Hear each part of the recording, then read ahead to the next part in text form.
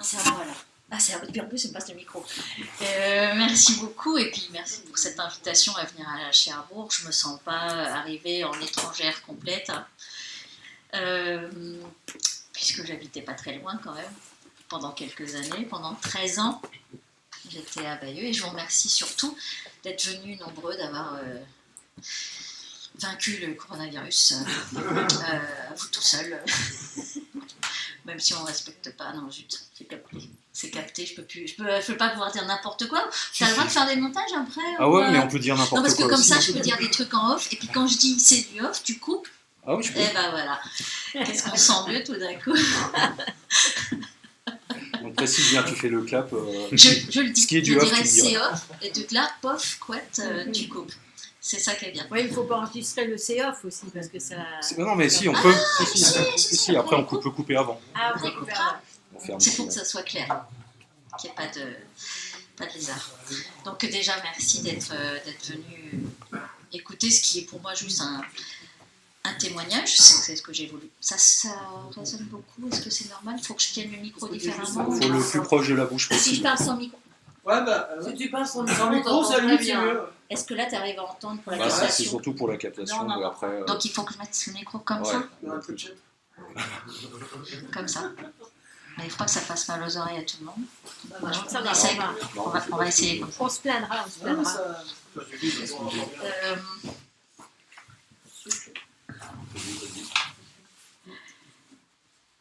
Donc et voilà. Je ne vais pas revenir non plus à la naissance d'Isabelle Attard, c'est pas, vous n'êtes pas là pour ça, et moi non plus. Juste dire que pendant quelques années, ici en France, j'ai eu une activité liée au musée, puisque j'étais directrice de la tapisserie de Bayeux, puis du musée du Tabitch dans la Manche. Et puis, je me suis dit que une fois tous mes problèmes perso résolus, une tranquillité liée à mon travail de réaliser, c'est-à-dire qu'en fait, je risquais pas de pouvoir donner mes opinions politiques dans une ville où j'étais chef de service, tout simplement, fonctionnaire territorial, parce qu'on a beau dire qu'on a la liberté d'expression politique, même si on est fonctionnaire, c'est faux, tout le monde le sait. À la rigueur, quand on est fonctionnaire d'État et que son ministre de tutelle est très très haut et très très loin, et encore, mais quand on est fonctionnaire territorial, pouvoir afficher ses idées politiques, je pense que c'est extrêmement difficile. Et donc j'ai profité d'être dans la Manche et de quitter la ville de Bayeux où j'étais employée pour pouvoir dire ouvertement que j'étais écologiste et que j'avais bien l'intention de me faire entendre politiquement parlant. Et puis j'avais même l'intention, vous savez quoi, de me présenter aux élections municipales. Alors c'est un super clin d'œil aujourd'hui, en cette veille de 15 mars, et donc de premier tour. Je m'étais même dit qu'à la rigueur, je pouvais très bien être candidate à la mairie de Bayeux. Je ne pouvais pas faire pire que le maire qui y était, qui est toujours. C'est peut-être en off, ça, mais on va quand même pas tout passer en off non plus, ça serait quand même dommage. Puis ça restera entre nous, la vidéo, donc c'est bien. Et donc pour pouvoir candidater aux élections municipales à Bayeux, il fallait que les gens sachent quand même ce que j'avais dans la tête et quels étaient mes idéaux politiques. Donc je me suis présentée aux législatives. Et comme je voulais faire les choses bien, j'ai fait une vraie campagne et du coup j'ai été élue députée. Et comme je ne voulais pas cumuler les mandats, puisque pour moi c'était viscéral, il était hors de question de faire 2 mandats ou 3 en même temps. D'ailleurs ça reste une aberration française, parce que là aussi je pense que dans tous les pays scandinaves, quand vous parlez de cumul de mandats, ils vous demandent ce que ça veut dire. Donc je ne me suis pas présentée au municipal, vous pouvez bien le deviner. Mais en fait, je crois que je m'étais fait une idée de l'Assemblée qui était une idée dont j'essaye de parler dans mon livre. C'était, je pensais tout simplement que j'allais arriver dans une assemblée de gens super intelligents, beaucoup plus intelligents que moi, déjà. Syndrome de l'imposteur, de la petite crotte. Et qu'on était surtout dans un lieu où les gens se battaient pour défendre l'intérêt général. On peut tous faire des erreurs, d'interprétation. Je pense qu'on se rend bien mieux compte de l'état de nos institutions et de leur fonctionnement quand on est à l'intérieur. On peut peut réaliser de l'extérieur certaines choses, comprendre certains mécanismes, etc. Mais j'ai pris une leçon de 5 ans. 5 ans en étant à l'Assemblée toutes les semaines, régulièrement, 3 jours par semaine, puisque je voulais faire mon travail correctement. Et c'est ce que je disais tout à l'heure à quelques-uns, c'est que j'ai eu la sensation davantage d'être une ethnologue ou sociologue en études permanentes à l'Assemblée. J'ai tout de suite compris les règles du jeu. Ça ne voulait pas dire pour autant que je voulais les appliquer. C'est pas parce que vous comprenez les règles que le jeu vous plaît. Donc j'ai essayé finalement de jouer un autre jeu pendant ces 5 ans. Ça n'a pas trop marché parce que j'étais un petit peu toute seule et face à 577 députés, vous ne pouvez pas réinventer les règles qui durent depuis 1789. Pendant 5 ans, j'ai compris que l'objectif était tout simplement de faire en sorte que tout le monde mette le doigt dans le pot de confiture de la corruption et du clientélisme, parce qu'une fois que vous mettez le doigt dans le pot de confiture, vous n'êtes plus en capacité de critiquer l'institution dans laquelle vous êtes. Vous devenez redevable à quelqu'un, hein, ça peut être un collègue, ça peut être un ministre, ça peut même être au président de la République. Vous avez pratiqué, vous avez fait des actes à la limite de la légalité.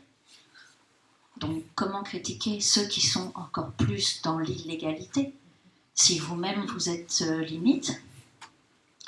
Donc tous ces dysfonctionnements, j'ai fait de mon mieux. Je pense n'avoir absolument rien à me reprocher sur ces 5 ans de mandat, où je me suis retrouvée assez seule, souvent. Parfois on était 4, parfois on était 5. C'était tout de même assez difficile d'être dans une opposition qui n'était pas vraiment l'opposition, parce que vous savez qu'à l'Assemblée, vous avez la majorité et l'opposition. Il n'y a rien au milieu. Le milieu, ça n'existe pas. Vous déclarez en tant que groupe parlementaire, vous devez vous déclarer dans la majorité ou bien dans l'opposition. Simplement, quand vous ne votez plus le budget national, au mois d'octobre, novembre, quand il y a toute l'élaboration du budget national et qu'on le vote à la fin, à partir du moment où vous ne le votez pas, vous êtes considéré d'office comme étant dans l'opposition. Donc à partir de 2013, je n'ai pas voté le budget, donc j'ai voté contre, donc j'étais dans l'opposition. Ça veut dire que j'étais avec les Républicains et le Front National.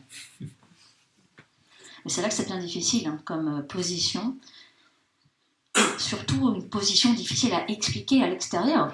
Expliquer à des journalistes, mais surtout expliquer à mes concitoyens, expliquant que voilà, j'avais été élue pour soutenir la politique de François Hollande. Bon, je précise, on était tous convaincus que François Hollande n'était pas écologiste. Ça, on le savait déjà. Mais il y avait quand même cette croyance que les écolos étaient là pour verdir la politique socialiste. Là, ça arrêtait notre rôle, qui était quand même... à la rigueur, à la base, assez intéressant. Pour ceux qui croient au système, dont je faisais partie. Donc j'ai essayé de faire au mieux. Et puis il y avait cette fameuse réserve parlementaire, dont j'ai parlé tout à l'heure un petit peu à quelques-uns, mais c'était, vous savez tous ce qu'était la réserve parlementaire? Non? C'était une petite cagnotte, c'était la caisse noire de chaque député et sénateur, on peut l'appeler comme ça.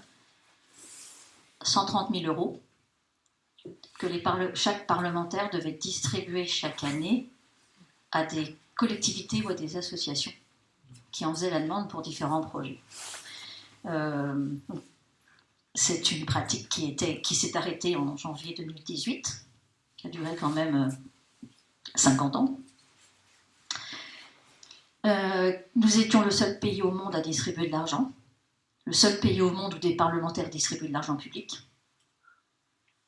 C'est pour ça. C'est intéressant de donner des leçons à la planète tout entière sur les droits de l'homme, mais c'est intéressant de se regarder un tout petit peu le nombril de temps en temps aussi, pour changer des pratiques clientélistes. C'était une façon de légitimer, on va l'appeler comme ça, de légitimer le clientélisme, parce que quand vous êtes loin de votre circonscription et donc de vos électeurs, loin à Paris, faut compenser cet éloignement, vous voyez, par des petites enveloppes, pour que les gens votent pour vous la fois d'après. Ça s'appelle le clientélisme. On aurait pu faire distribuer cette même somme d'argent à des associations ou des collectivités qui en avaient besoin, mais pas par des parlementaires. Alors, c'est pour ça qu'il y a des conseils départementaux et généraux et régionaux qui ont été inventés. C'est pour redistribuer l'argent public à différents projets, franchement. Donc, c'était pas la peine que ça passe par nous. Quand je débarque, quand je suis élue, 2 mois plus tard, on me dit qu'il faut que je distribue 130 000 euros. Premier choc. Donc on fait au mieux la première année et on s'est juré avec mon équipe que jamais on recommencerait un sketch pareil. Et donc on a créé ce jury tiré au sort à partir d'une cinquantaine, soixantaine de volontaires. Chaque année, on tirait 9 personnes au sort et ces 9 personnes se réunissaient plusieurs fois en septembre, étudiaient les différents dossiers, étudiaient toutes les demandes de subventions, il y en avait parfois une cinquantaine. Et c'est ce jury qui décidait des projets qui allaient être retenus ou pas par rapport à l'intérêt général et surtout par rapport à une grille de critères que j'avais établie à l'avance. J'ai pas été élue sur les idéaux du Front National, j'étais quand même élue écolo, donc c'était le programme écolo que je reprenais. Il fallait que ça rentre dans les cases, mais je ne participais pas aux prises de décision, je ne participais pas aux réunions. Et ça a été, je crois, la plus belle expérience que j'ai pu mener pendant 5 ans. Et vraiment la plus belle. Il s'agissait de faire confiance totalement. Et je ne passais pas à la fin derrière le jury pour dire ça on garde pas. Non. C'était du début à la fin, le jury qui décidait lui-même. C'était un jury le plus paritaire possible. C'est eux qui écrivaient même l'argumentaire, qui écrivaient pourquoi ils avaient retenu certains projets et pourquoi pas d'autres. Ça, c'était crucial. Et puis moi, après, je me dépatouillais, j'envoyais les courriers avec les phrases du jury, et puis c'est moi qui me faisais engueuler par les mairies en général parce que j'avais refusé de réparer le clocher de l'église. Donc j'acceptais d'endosser cette partie-là du travail. Et là où je considère que c'était la partie la plus intéressante, c'est qu'il y a eu un journaliste une fois qui a fait une étude comparée des projets qui avaient été subventionnés par tous les députés du Calvados. Et j'étais la seule où il y avait quasiment 90% des projets qui étaient des projets culturels.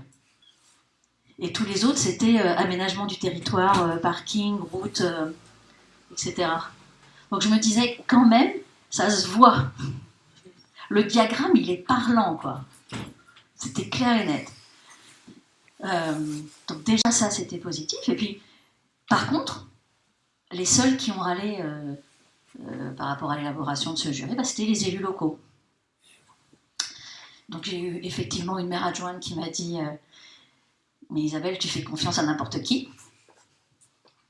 Et je lui ai répondu, t'es contente de trouver le n'importe qui tous les 6 ans pour voter pour toi. Le n'importe qui appréciera.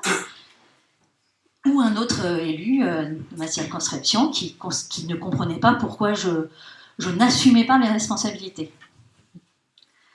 Donc j'ai dû lui réexpliquer à quoi servait un député, mais pas à distribuer de l'argent. Mais tout ça, en fait, je me suis attiré les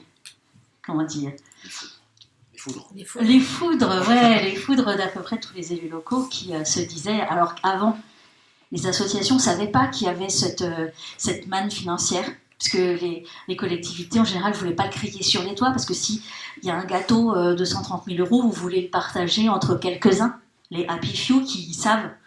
Vous n'avez pas envie que toutes les assos d'une région postulent pour avoir une part du gâteau, vous voyez. Donc vous le gardez pour vous, l'information.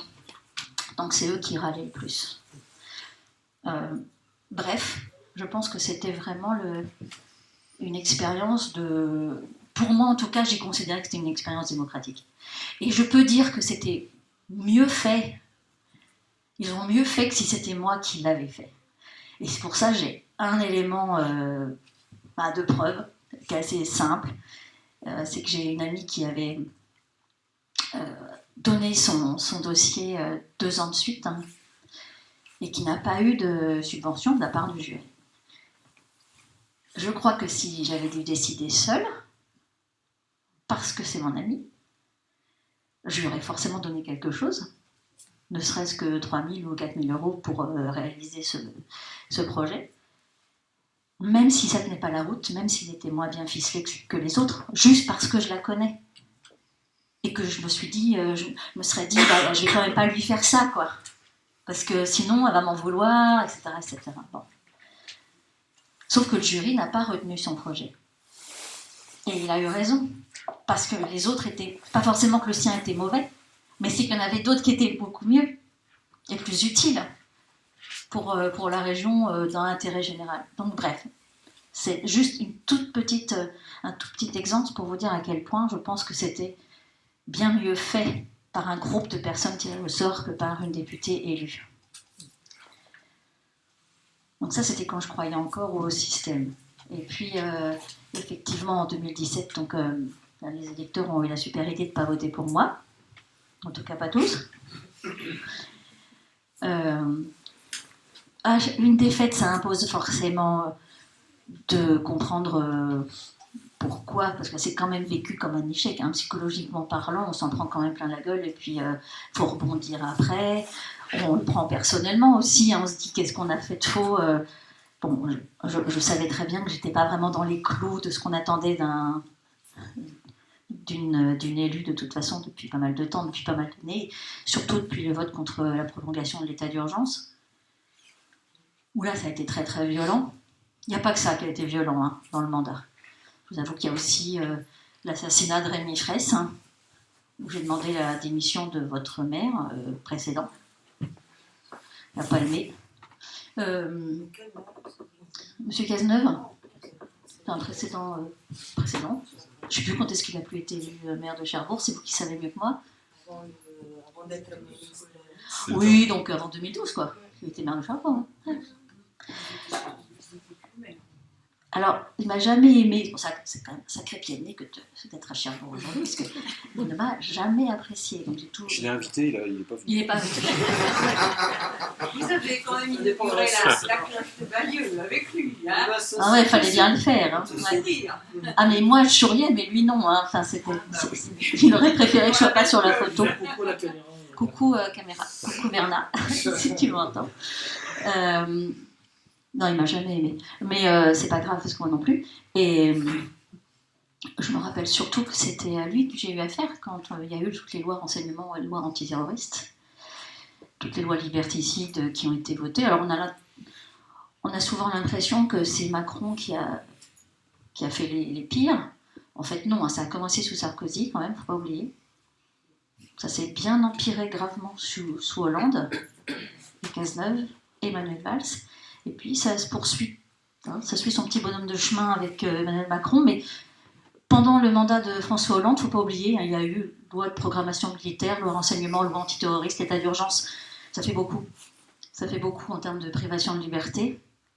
Je pense qu'on n'a pas fait pire sous aucun autre mandat, avec Bernard Cazeneuve qui était aux manettes. Je peux dire, oui. c'est un des ministres les plus corrects d'ailleurs. Imagine les autres, qu'est-ce que ça peut donner? Un des ministres les plus corrects? Ah mais on voit que vous n'avez jamais pris l'ascenseur avec lui toute seule. Alors c'était pas... attention, sexuellement parlant, c'était pas ça. C'est pas sur ce sujet-là. Hein. Mais non, mais un jour on a pris l'ascenseur tous les deux et il m'a dit très froidement qu'est-ce que tu as contre ma loi? Donc je crois qu'on était sur une des lois renseignement ou antiterroriste. Sur les associations, il a fait quand même des efforts. Bah, faut réfléchir. Pourquoi il a... Faut juste réfléchir de pourquoi il y a des efforts. Quand je parlais tout à l'heure de trouver des logements, etc. Oui, effectivement. J'ai entendu beaucoup de gens dire que ça a été un bon maire parce qu'il a trouvé des logements, parce qu'il a aidé des associations, etc. Oui, c'est sûr. Une association. Maintenant, je regarde, je regarde les personnalités, enfin, je regarde les gens de manière globale dans leur... bonjour tout le monde. Pour apprécier une personne, il ne faut pas regarder juste un aspect. Et ce qui était assez regrettable d'ailleurs, et c'est un comportement qu'on peut retrouver chez pas mal d'élus nationaux qui avaient un mandat local, on n'avait pas affaire à la même personnalité, localement et à Paris. C'est-à-dire que j'en avais certains qui votaient comme un seul homme les lois liberticides à Paris, et qui, revenus en circonscription chez eux, défendaient les libertés fondamentales, le point levé et participant aux manifestations. Même chose pour les OGM, par exemple. J'en connaissais du côté de l'Ardèche qui militait contre les néonicotinoïdes ou contre les pesticides, et puis une fois à l'Assemblée, voilà, c'était silence. Silence ou absence, ça dépend. Le fait d'aller faire pipi au moment des votes, c'est aussi super pratique. Donc, beaucoup de déceptions, évidemment, qui s'accumulent, ou de concrétisation de ce qu'on imagine déjà. Mais quand on le voit, quand on est dans l'hémicycle et qu'on le voit faire, c'est rude. Bref, je pense que les 2 ans de chômage qui ont suivi ont été très utiles pour cette déconstruction du modèle politique qui était le mien, ou que je croyais être le mien. Ça a été très utile aussi de voir des documentaires, de lire des livres qui ont été des vrais déclics, en tout cas pour moi. En particulier les documentaires de Tancrède Ramonet, Ni Dieu ni maître. Pour ceux qui ne l'ont pas vu, il n'y a plus qu'une chose à faire. Puis maintenant, vous êtes tous en confinement, donc ça va être pratique pour rattraper tous les retards dans les documentaires qui vous restent à voir. Moi aussi, d'ailleurs, j'en ai toute une pile, c'est génial. Faut voir le côté positif, hein. C'est quand même. Et j'ai fait des études d'histoire. Je suis historienne et archéologue à la base. Et j'avoue que j'ai aussi compris à quel point on avait pu nous faire du lavage du cerveau et un endoctrinement intellectuel sur la façon d'apprendre l'histoire, avec une caméra qui est celle des vainqueurs à chaque fois. Oui. Vous parlez justement du fait d'être supérieur et tout. Je vois l'affiche contre le sexisme et l'homophobie. Et tout simplement, ne serait-ce que le patriarcat, c'est vrai que c'est un fléau. On nous forme à être viril, on nous forme à être masculin, que la femme ne vaut rien. Et c'est vrai que vous avez raison quand vous dites ça, c'est un peu du formatage d'esprit. Et c'est dommage que la société nous impose ça, parce qu'on ne devrait pas penser comme ça. Un être humain reste un être humain avant tout. D'ailleurs, en parlant de sexisme et de formatage, ce qui est très intéressant de voir aussi, c'est à quel point, dans les découvertes archéologiques, ou historiques, mais surtout par rapport à l'archéologie, on a pu faire des conclusions sur telle société qui serait une société hiérarchique, etc., à partir d'une mauvaise analyse. Et une des preuves récentes, c'est par exemple le guerrier viking de Birka, qui était une femme. C'est quand même crucial. C'est-à-dire qu'en fait, la recherche historique et archéologique s'est faite avec une grille de lecture qui est celle du patriarcat. Et d'un monde de domination masculine avec des rôles et des tâches extrêmement précises. Une femme ne peut pas chasser. Une femme ne peut pas se battre. Sauf qu'aujourd'hui, on sait que c'est faux, mais il a fallu combien d'années de déconstruction pour qu'on l'admette, pour qu'on accepte même de réétudier des ossements, pour qu'on ait l'autorisation de refaire des études à partir de celles qui étaient fausses. Parce que c'est très difficile de déconstruire un schéma qui est le nôtre depuis des siècles. Très difficile. Seulement quand on accepte de faire ce retour en arrière, cette remise en question, qui correspond à celle que j'ai pu faire, il faut tout remettre à plat, du coup. Vous ne pouvez pas faire les choses à moitié, vous ne pouvez pas juste déconstruire un petit bout. Ça, c'est pas possible. C'est-à-dire que quand vous commencez à tirer la corde des problèmes ou du fonctionnement de nos institutions, vous avez intérêt à aller au bout de la corde. Sinon, il y a un travail qu'on n'a pas fait. Et donc ça a été rude, hein, parce que j'ai eu l'impression de faire la courbe du deuil plein de fois, de faire le deuil des croyances politiques, de faire le deuil des croyances que nos institutions allaient changer quelque chose, croire que de l'intérieur on peut faire quelque chose, ça c'est ce qu'on vous dit pour aller voter demain aussi, c'est-à-dire de se dire mais si, vous allez voir, si vous êtes élu, vous, en tant que citoyen, société civile,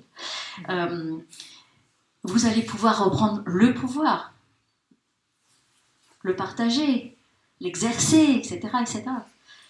Ça aussi, c'est une croyance. Parce qu'aujourd'hui, je suis convaincue qu'on est avec la phrase « le pouvoir corrompt ». Oui, il corrompt le pouvoir. Évidemment. Et je l'ai vécu aussi. C'est-à-dire que j'ai eu des personnes dans mon groupe qui étaient des personnes qui n'avaient jamais été élues de leur vie, qui étaient profs avant, qui n'avaient jamais exercé le mandat. Et je les ai vus changer en moins de 6 mois. C'est-à-dire que commencer à s'adresser à une serveuse dans un restaurant comme un chien. Parce que maintenant on est élu, on est au-dessus de la foule. Élu quasiment d'un point de vue divin, hein, dans la définition et dans le vécu. Et pas seulement parce qu'on se croit plus haut que les autres, mais c'est que les autres nous mettent aussi sur un piédestal. Et ça, c'est un jeu dangereux. C'est-à-dire que vous êtes dans la queue pour faire comme les autres, pour aller chercher votre assiette de frites lors d'un festival, et on vous dit « Ah ben non, madame la députée, vous n'allez quand même pas faire la queue comme tout le monde. » Mais je veux faire la queue. Mais c'est même pas possible. Et quand vous avez... Il y a le livre de Frédéric Gros sur désobéir qui est très intéressant, on est dans une forme de servilité qui est au-delà de l'obéissance. C'est ce qu'on appelle la surobéissance, c'est quand on commence à vouloir servir le pouvoir. C'est un peu les ch'culs d'ailleurs, mais ça c'est plus vulgaire. Mais c'est cette servilité. Et quand vous voulez aller contre et rester dans la masse, rester avec tout le monde, eh ben ça paraît louche. Et donc ça ne passe même pas. Et quand je dis que le pouvoir corrompt, c'est aussi parce que personnellement, je me suis vue changer. C'est-à-dire qu'on était en octobre 2012, vous pouvez faire le calcul rapide, hein, juillet, août, septembre, octobre, 4 mois après mon élection, j'ai pris une décision qui n'était pas dans l'intérêt général, parce que j'avais le choix entre 2 options, et j'ai pris l'option qui me permettrait peut-être d'avoir des voix pour être réélue. Vous voyez ? Et là, j'ai eu un choc.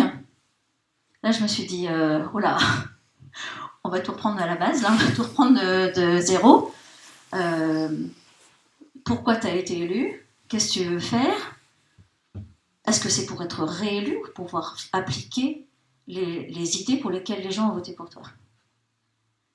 Donc à partir du moment où j'ai réussi à m'arrêter à temps, on va dire, comme un garde-fou, je me suis dit, bah écoute, là maintenant je vais faire ce pourquoi j'ai été élu, quitte à pas aller avec le courant, quitte à ne pas me faire des amis, quitte à ne pas être réélu, parce qu'en fait on s'en fout, mais au moins je pourrais me regarder dans une glace.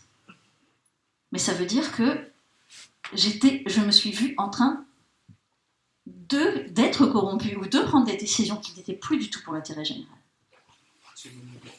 Et j'ai vu une jeune maire adjointe de Bagnolet il n'y a pas longtemps, il y a 2 semaines, qui me disait, qui était venue à un débat et qui me disait qu'elle ne se représentait pas, parce que tout ce que je venais de dire, c'était exactement ce qu'elle avait vécu à l'intérieur du conseil municipal. Donc c'est intéressant parce que du coup, c'était à l'échelon local, mais c'était la même chose, c'était le même vécu. Après, il y a des exemples peut-être qui marchent. Mais ce que je pense qui marche le plus, c'est de reprendre à la base la vraie définition de démocratie, de laisser tomber cette démocratie représentative qui nous a été imposée en 1789 pour surtout qu'on ne parle plus jamais de vraie démocratie, et de repartir de la base, c'est repartir du local, mais repartir d'une assemblée locale qui correspondrait davantage à celle des collectivités d'Aragon de 1936, c'est-à-dire des hommes, des femmes, libres, égaux, qui mettent en commun des terres, des moyens de production, des outils, des connaissances, et qui décide de créer une assemblée. Et ça n'a rien à voir avec un conseil municipal. Ça peut, peut-être, déboucher sur un conseil municipal. Mais en fait, il n'y a pas besoin. Ce qui est important, c'est cette assemblée locale. Et comment ensuite on va pouvoir fédérer les assemblées locales entre elles. Ça, c'est le principe de subsidiarité. C'est celui qui m'intéresse le plus aujourd'hui. Parce que c'est réfléchir localement de ce qu'on peut faire ensemble, faire, produire de manière raisonnable, de façon à ne pas épuiser les ressources qu'on a, toutes les ressources. Réfléchir à nos besoins d'abord, partir de nos besoins et pas partir des besoins du capitalisme, c'est complètement autre chose. Partir de ça et de résoudre localement ce qui peut être résolu localement. Et ça, c'est le principe de l'écologie sociale de Bourchier, mais c'est celui tout simplement du municipalisme, du communisme libertaire. Pas besoin d'aller rechercher des auteurs plus tardifs. Il suffit de regarder ce qui s'est passé il y a 100 ans en Espagne. Et une fois qu'on résout localement ce qui peut être résolu localement, on regarde pour les autres problèmes à aller à l'échelon d'au-dessus. On est totalement à l'inverse du fonctionnement actuel de notre pays. Mais on est dans celui du Rojava. Alors, du Rojava, la Confédération de Syrie du Nord, Confédération démocratique de Syrie du Nord, qui fonctionne sur ces bases. Alors, je ne suis pas en train d'idéaliser ce qui se passe en Syrie, surtout au Rojava, parce qu'il y a du taf. Et il ne faut pas oublier d'où ils viennent et leur histoire. Il n'empêche que j'aimerais juste que vous me citiez un seul autre endroit au monde où il y a des cours de déconstruction du patriarcat et où à ces cours s'inscrivent des hommes qui envoient des lettres de motivation. J'en connais pas. Peut-être que j'ai raté quelque chose à Cherbourg, peut-être, hein, mais je pense pas, en fait, je pense pas. Et bien, effectivement, de constater que c'est possible, aujourd'hui, c'est ce qui me donne de l'espoir. Parce que ça s'est passé avant, dans l'histoire, ça s'est produit aujourd'hui, ailleurs qu'en France. Ça a été tenté sur les ZAD, et sur Notre-Dame-des-Landes en particulier, même si aujourd'hui, c'est pas forcément le résultat qu'on attendait, mais quand on a la stratégie capitaliste de diviser pour mieux régner, ça marche toujours, malheureusement. Ce qui prouve qu'il faut plus de solidarité entre nous, mais internationalement aussi, qu'il faut se battre pour plus d'éducation populaire politique. Je ne parle pas d'éduc-pop tout court. Je parle de comment c'était défini à la base, après la guerre. Et je finirai juste là, après je fais circuler le micro, il n'y a pas de souci, mais assemblée locale, éducation populaire, politique et solidarité internationale, je pense que ça, c'est les 3 bases. Après, on peut s'inclure à ce combat-là toutes les batailles contre le patriarcat, contre le capitalisme, etc. C'est intrinsèque. Mais en tout cas, c'est ce qu'ils essayent de faire dans certaines régions du monde. Et on a beaucoup à apprendre en déconstruisant, nous, nos propres œillères. Et c'est très difficile parce qu'on a un modèle sous les yeux qui est celui qu'on a depuis 2 siècles. Et le déconstruire est extrêmement dur parce que tout est fait pour qu'on ne change rien. Le plus rude aujourd'hui, c'est que tout est fait. C'est la phrase du Guépard, c'est tout changer pour que rien ne change. Tout changer dans la couleur du capitalisme. On va parler de capitalisme vert. On va vous vendre le Green New Deal, qui est juste un système productiviste et industriel coloré en vert. Et pourtant, c'est ce qu'on va nous vendre. Mais c'est juste pour que le capitalisme dure plus longtemps et s'adapte à nos besoins et à la prise de conscience écolo qui est partout aujourd'hui. Mais à la rigueur, j'ai envie de dire, si ça suffit aux gens de supprimer les touillettes en plastique, que voulez-vous qu'on fasse ? Moi, je ne voudrais pas m'arrêter là. Je voudrais juste qu'on aille un peu plus loin, qu'on déconstruise complètement. Voilà. On discutera encore plus après, mais je crois que j'ai trop parlé. Puis il y a de la pluie sur la fenêtre, ça veut dire que j'ai trop parlé aussi. C'est le deuxième micro, je vais le faire passer. Donc on va vous faire passer un micro pour ceux qui veulent poser des questions. Donc est-ce qu'il y a déjà des gens qui... a été créé récemment lors de la semaine Femmes dans la ville, le hashtag CHAP, c'est une corporation d'hommes, C de chaque homme pour le H, A pour l'abolition du patriarcat. Et c'est monsieur Didier Charuel qui a lancé ça. Et bon, c'est vrai que ça démarre tout doucement parce qu'on était très nombreuses et il y avait quoi dans l'Assemblée? 4 hommes. Voilà. Mais c'est tous les ans pareil, sauf que cette année, il y en a eu quand même un petit peu plus. Donc ça commence à bouger. Les hommes commencent à s'investir. Voilà, je voulais signaler. Bah, c'est bien de le dire parce que moi j'ai plutôt l'impression qu'on a régressé depuis un siècle en fait. Non. Et après une légère amélioration après mai 68, on a régressé, je trouve, dans la façon d'être considérée en tant que femme. Nos salaires sont toujours différents, les agressions sont toujours là. Il y a de celles dont on parle, il y a de celles dont on ne parle pas, à l'intérieur des couples aussi. Et je pense que c'est pour ça que j'ai insisté absolument sur... j'ai mis l'accent sur 2 féministes anarchistes américaines, mais il y en avait aussi en France. Mais je ne sais pas pourquoi, c'est elles qui m'ont parlé. Et puis, comme je n'ai pas eu le temps de lire les autres, je n'ai pas parlé de ce que je ne connaissais pas. Mais Voltairine de Cleyre et Emma Goldman sont pour moi cruciales parce que elles se sont battues en tant que femmes. Même si anarchie, c'est sans le pouvoir, donc sans le pouvoir de domination des hommes sur les femmes aussi, c'était pas non plus évident à l'intérieur du mouvement anarchiste de parler de féminisme il y a un siècle, ou même il y a encore 20 ans ou 10 ans. Ça va mieux, mais j'avoue que même à l'intérieur de nos propres mouvements, je pense qu'il y a à progresser. Et si je parle de ces femmes-là, c'est parce que quand je lis Voltairine de Cleyre parler de l'indépendance économique des femmes pour acquérir leur liberté, quand elle parle de librement disposer de son corps, j'ai pas l'impression qu'on ait quitté ces combats. Ils sont toujours présents. On les a peut-être mis sous le tapis, on a peut-être fait comme si tout allait beaucoup mieux. Mais là, peut-être qu'enfin, et c'est pas grâce à Valence actuelle qu'on s'en aperçoit, peut-être que là, enfin, on a décidé juste d'arrêter de se taire. Mais moi, je rêve que dans une assemblée, par exemple, où il y a des hommes et des femmes à une réunion, mais n'importe quelle situation, de loisirs, associatifs, professionnels, à chaque phrase, mais violemment sexiste, ce soit un homme qui se lève et qui dise « Stop, maintenant on se casse !» mais que ça ne soit pas une femme considérée comme chieuse qui encore va la ramener parce qu'il y aurait eu des propos sexistes. En fait, j'en ai un peu ras-le-bol de la double peine, que je vais résumer ainsi. On se prend violemment dans la gueule les propos sexistes, voire plus, et en plus, c'est à nous de faire l'éducation. Alors vous voyez, en fait, non. Moi j'ai juste envie de dire, j'ai pas envie, et j'en ai marre.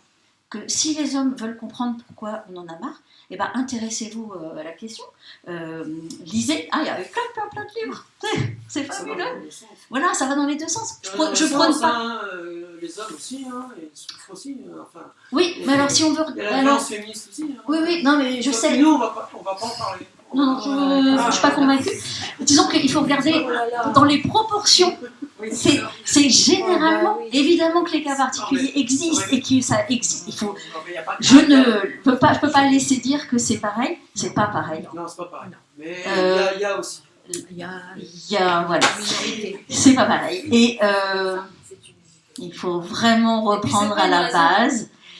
Et c'est pas parce qu'il y a effectivement quelques cas de violence de femmes sur les hommes qui existent et contre lesquels il faut se battre qu'il faut ne considérer que c'est pareil. Parce que j'ai pas dit que c'était pareil. Et ben, il y a aussi, sauf que c'est moi dit. Alors, je me permets d'intervenir parce qu'on a fait en plus jeudi un café libertaire sur le patriarcat et les dominations. Moi, ce dont tu parles, ça fait partie des dominations.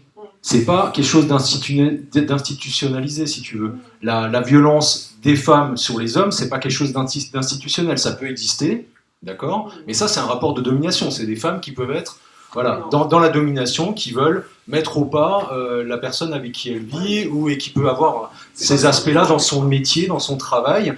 Mais simplement, c'est pour ça que nous on combat y compris le patriarcat évidemment, mais toutes les formes de domination, parce que voilà, donc ça rentre dans ce voilà, Moi, je suis d'accord avec toi. ça existe, mais évidemment c'est pas institutionnel et c'est pas majoritaire. Mais c'est pas pour autant qu'il faut les ignorer. Je suis pas, voilà, évidemment. Mais Mais quand tu vois, fais faut. un effort pour dire, pour rattraper un peu le coup pour tous ceux qui ont été électeurs avec des femmes, eh ben en fin de compte, tu vois que la femme domine sur le coup. Moi, je m'en fous un peu dans je sais que c'est mal vu. Je pense que. C'est Non, pas mais après, majoritaire, tu c'est peux pas avoir un avis, mais après, je pense que. C'est un vécu. Je pense que. Oui, après, sur un vécu, mais après, je pense que. Mais je suis pas seul.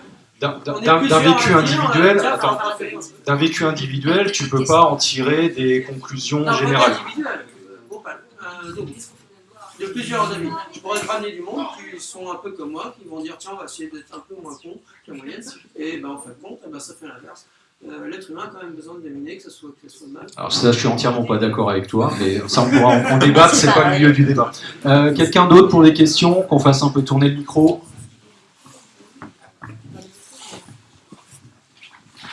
Est-ce que, à votre avis, c'est possible de réformer les partis anarchistes en tant que... Il n'y a pas de parti anarchiste. On pourrait le faire. Pas du tout. Parce que là, on deviendrait donc comme tout le monde, enfin comme les autres, et les partis politiques, ça fait partie, et je peux laisser Alex répondre aussi là-dessus, hein, pas toute seule, mais les partis politiques font partie du principe des institutions et de l'État-nation contre lequel on se bat. C'est-à-dire que le modèle des partis, c'est le modèle des élections, de quelques élites, etc. Et c'est pas le nôtre. Pourquoi je dis que c'est pas le nôtre? C'est parce que, là je vais parler de façon très personnelle, mais mon idéal, il est d'avoir des hommes et des femmes libres, libres, émancipés, c'est-à-dire capables de réfléchir eux-mêmes, sans avoir besoin pour ça d'un leader suprême, d'un chef de parti, du petit liquide, etc. Et ça, c'est le principe de fonctionnement des partis politiques. C'est vrai. Par contre, Julie, on a l'exemple en Espagne en 1936, avant la Deuxième Guerre mondiale, qu'ils étaient arrivés à faire un parti anarchiste mis en place, apparemment. Non, c'était la CNT. La CNT-FAI, c'est un syndicat. Ouais. Mais c'est arrivé au gouvernement pour faire des... Il y a eu des ministres, ouais. Il y a eu deux ou trois, je sais plus, ministres anarchistes au gouvernement espagnol en 1936, c'était le début de la fin d'ailleurs, la présence au gouvernement. C'est pas un bon exemple parce que ça a foiré, mais il n'y a pas eu de parti anarchiste. Il y a des syndicats anarchistes et c'est pas du tout la même chose. Pas du tout. Voilà, c'est pour ça que j'espère que vous ne jamais de parti anarchiste, sinon c'est qu'on s'est trompé. Il y avait pas de parti anarchiste, mais il y avait une organisation anarchiste qui soutenait ça. Voilà, mais c'était pas un parti. Constitué constitutionnellement et institutionnellement. C'était un groupement, une fédération. Mais ce qui est intéressant, c'est de voir qu'aussi, pour arriver à la révolution sociale espagnole, c'est là aussi, ça fait partie pour moi des choses passionnantes, c'est qu'à l'école, on apprend que c'est une guerre civile. On parle de la guerre d'Espagne. Et j'aimerais qu'on parle de révolution sociale parce que c'était une révolution. Et simplement, l'objectif a été, dès la fin de l'année 36, de gommer des livres, de gommer des articles, le mot révolution sociale. Même anarchisme, c'est gommé. Anarchiste a été gommé aussi, ils ont été gommés physiquement et psychologiquement parlant. Donc, et ce qui est intéressant, c'est que pour arriver à cette révolution sociale, il a fallu 60-70 ans d'éducation populaire politique sur le terrain.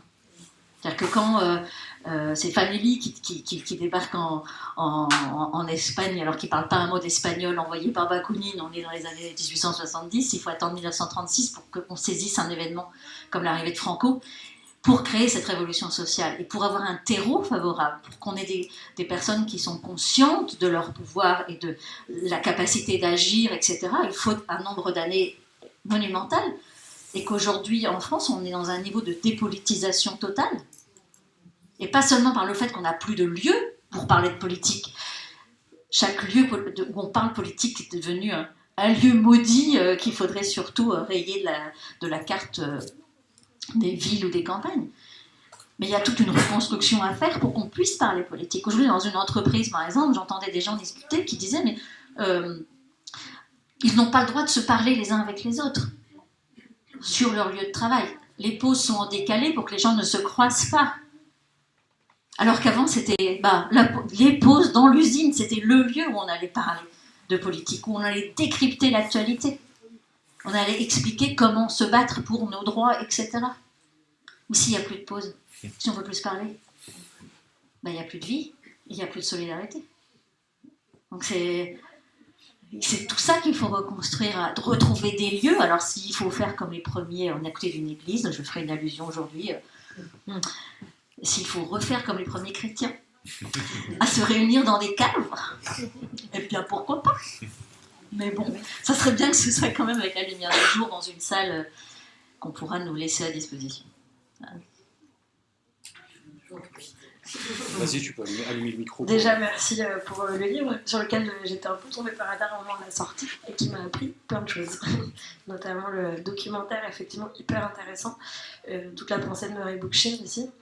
Et après, finalement, le constat négatif du mandat exercé en tant que député, qu'est-ce qu'on peut faire vraiment pour changer les choses? Est-ce que c'est ces assemblées-là qu'il faut mettre en place en marge des élections, typiquement demain, par exemple?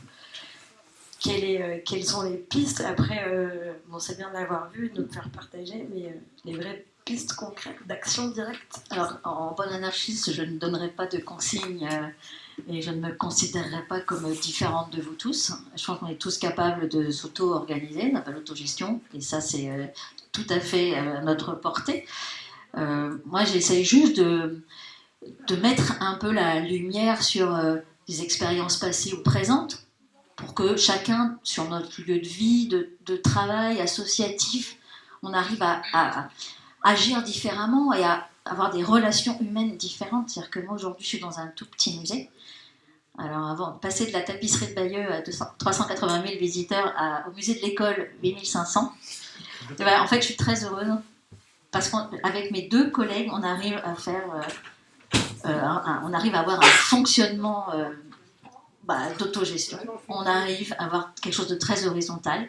On n'a quasiment pas de différence de salaire entre nous. On se partage les tâches ingrates et les tâches positives et ce qui est valorisant. Et on prend les décisions ensemble. Et je crois que ça, je ne l'ai jamais vécu dans mon milieu professionnel, jamais. Et c'est la première fois que je peux le vivre et le faire vivre avec les autres. Et c'est tellement satisfaisant. C'est inimaginable, quoi. Même si je suis certainement, c'est mon métier où j'ai été le moins payée de ma vie, mais à la rigueur, mais je m'en fous. Quand je rentre chez moi le soir, je suis bien. Quand je vais au boulot le matin, je suis bien, et la journée, je suis bien aussi.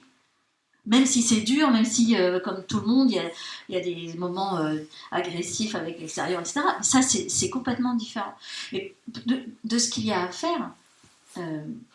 déjà de pouvoir en parler, de se réunir familialement parlant ou avec des amis, regarder les documentaires et puis regarder un peu ce qui se passe dans la tête de chacun. Moi, je sais que c'est vrai que Millionimètre a été un déclic pour beaucoup de gens qui... et le livre, je l'ai écrit pour que des gens qui... Je l'ai pas écrit pour les anarchistes, le livre. On est d'accord. Quoique, il y a des petits détails parfois qui... peuvent être intéressants, comme de se replonger dans le gradualisme révolutionnaire de Malatesta, par exemple. Bref. Donc, je ne l'ai pas écrit pour la Fédération anarchiste. Par contre, je l'ai écrit pour des gens qui sont mal à l'aise avec le système dans lequel ils vivent, qui se disent qu'il y a peut-être un problème, qui ne savent pas encore lequel, mais qui sont déjà en décalage ou qui se posent des questions par rapport à notre modèle politique qu'on a sous les yeux depuis si longtemps, et se dire qu'il y a peut-être une autre façon de vivre ensemble. C'est juste ça. C'est très humblement ça. Et se dire que voilà, le fait de dire « Oh bah tiens, c'est une ancienne députée qui vivait à côté qui a écrit ça, c'est peut-être qu'il y a un truc à lire, quoi. » Enfin, il y a peut-être des choses à comprendre ou à revoir. C'est pour ça que j'en profite, pour faire passer ce message-là. Maintenant, sur l'organisation, il y a un petit court-métrage de 20 minutes que je trouve passionnant, réalisé par l'équipe des Parasites. Ça s'appelle « Jeux de société ». J'en parle pas dans le bouquin, j'aurais dû. ce petit court-métrage, jeu de société, explique comment le capitalisme fonctionne, tout simplement, mais à travers la métaphore d'un jeu auquel on joue ensemble, en famille, etc., depuis des années. Un jeu de société dans lequel les dominants changent les règles pour garder le pouvoir.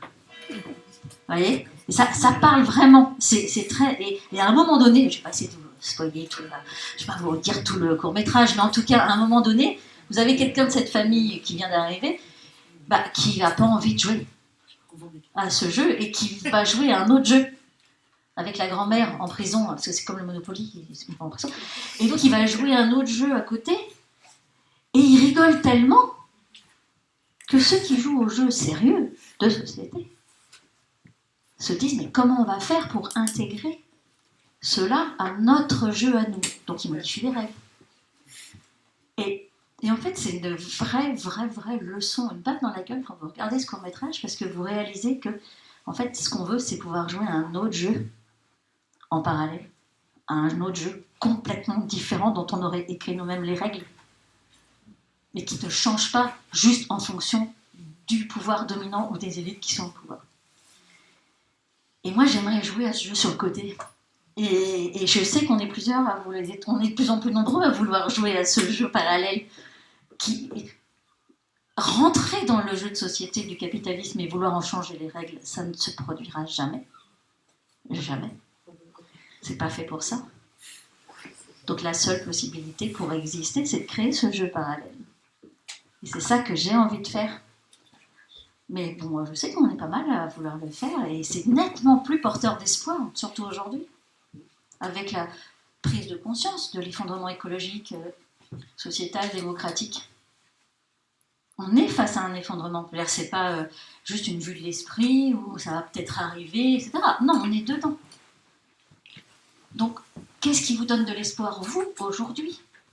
Ça, j'aimerais bien que vous me le disiez ce soir, mais que vous me disiez qu'est-ce qui vous fait vous lever le matin? Est-ce que c'est d'imaginer une autre société possible? Est-ce que c'est, je sais pas, ça peut être plein d'autres choses. Moi, ce qui me fait lever le matin, qui me donne de l'espoir, c'est de me dire qu'on est nombreux à vouloir jouer à cet autre jeu.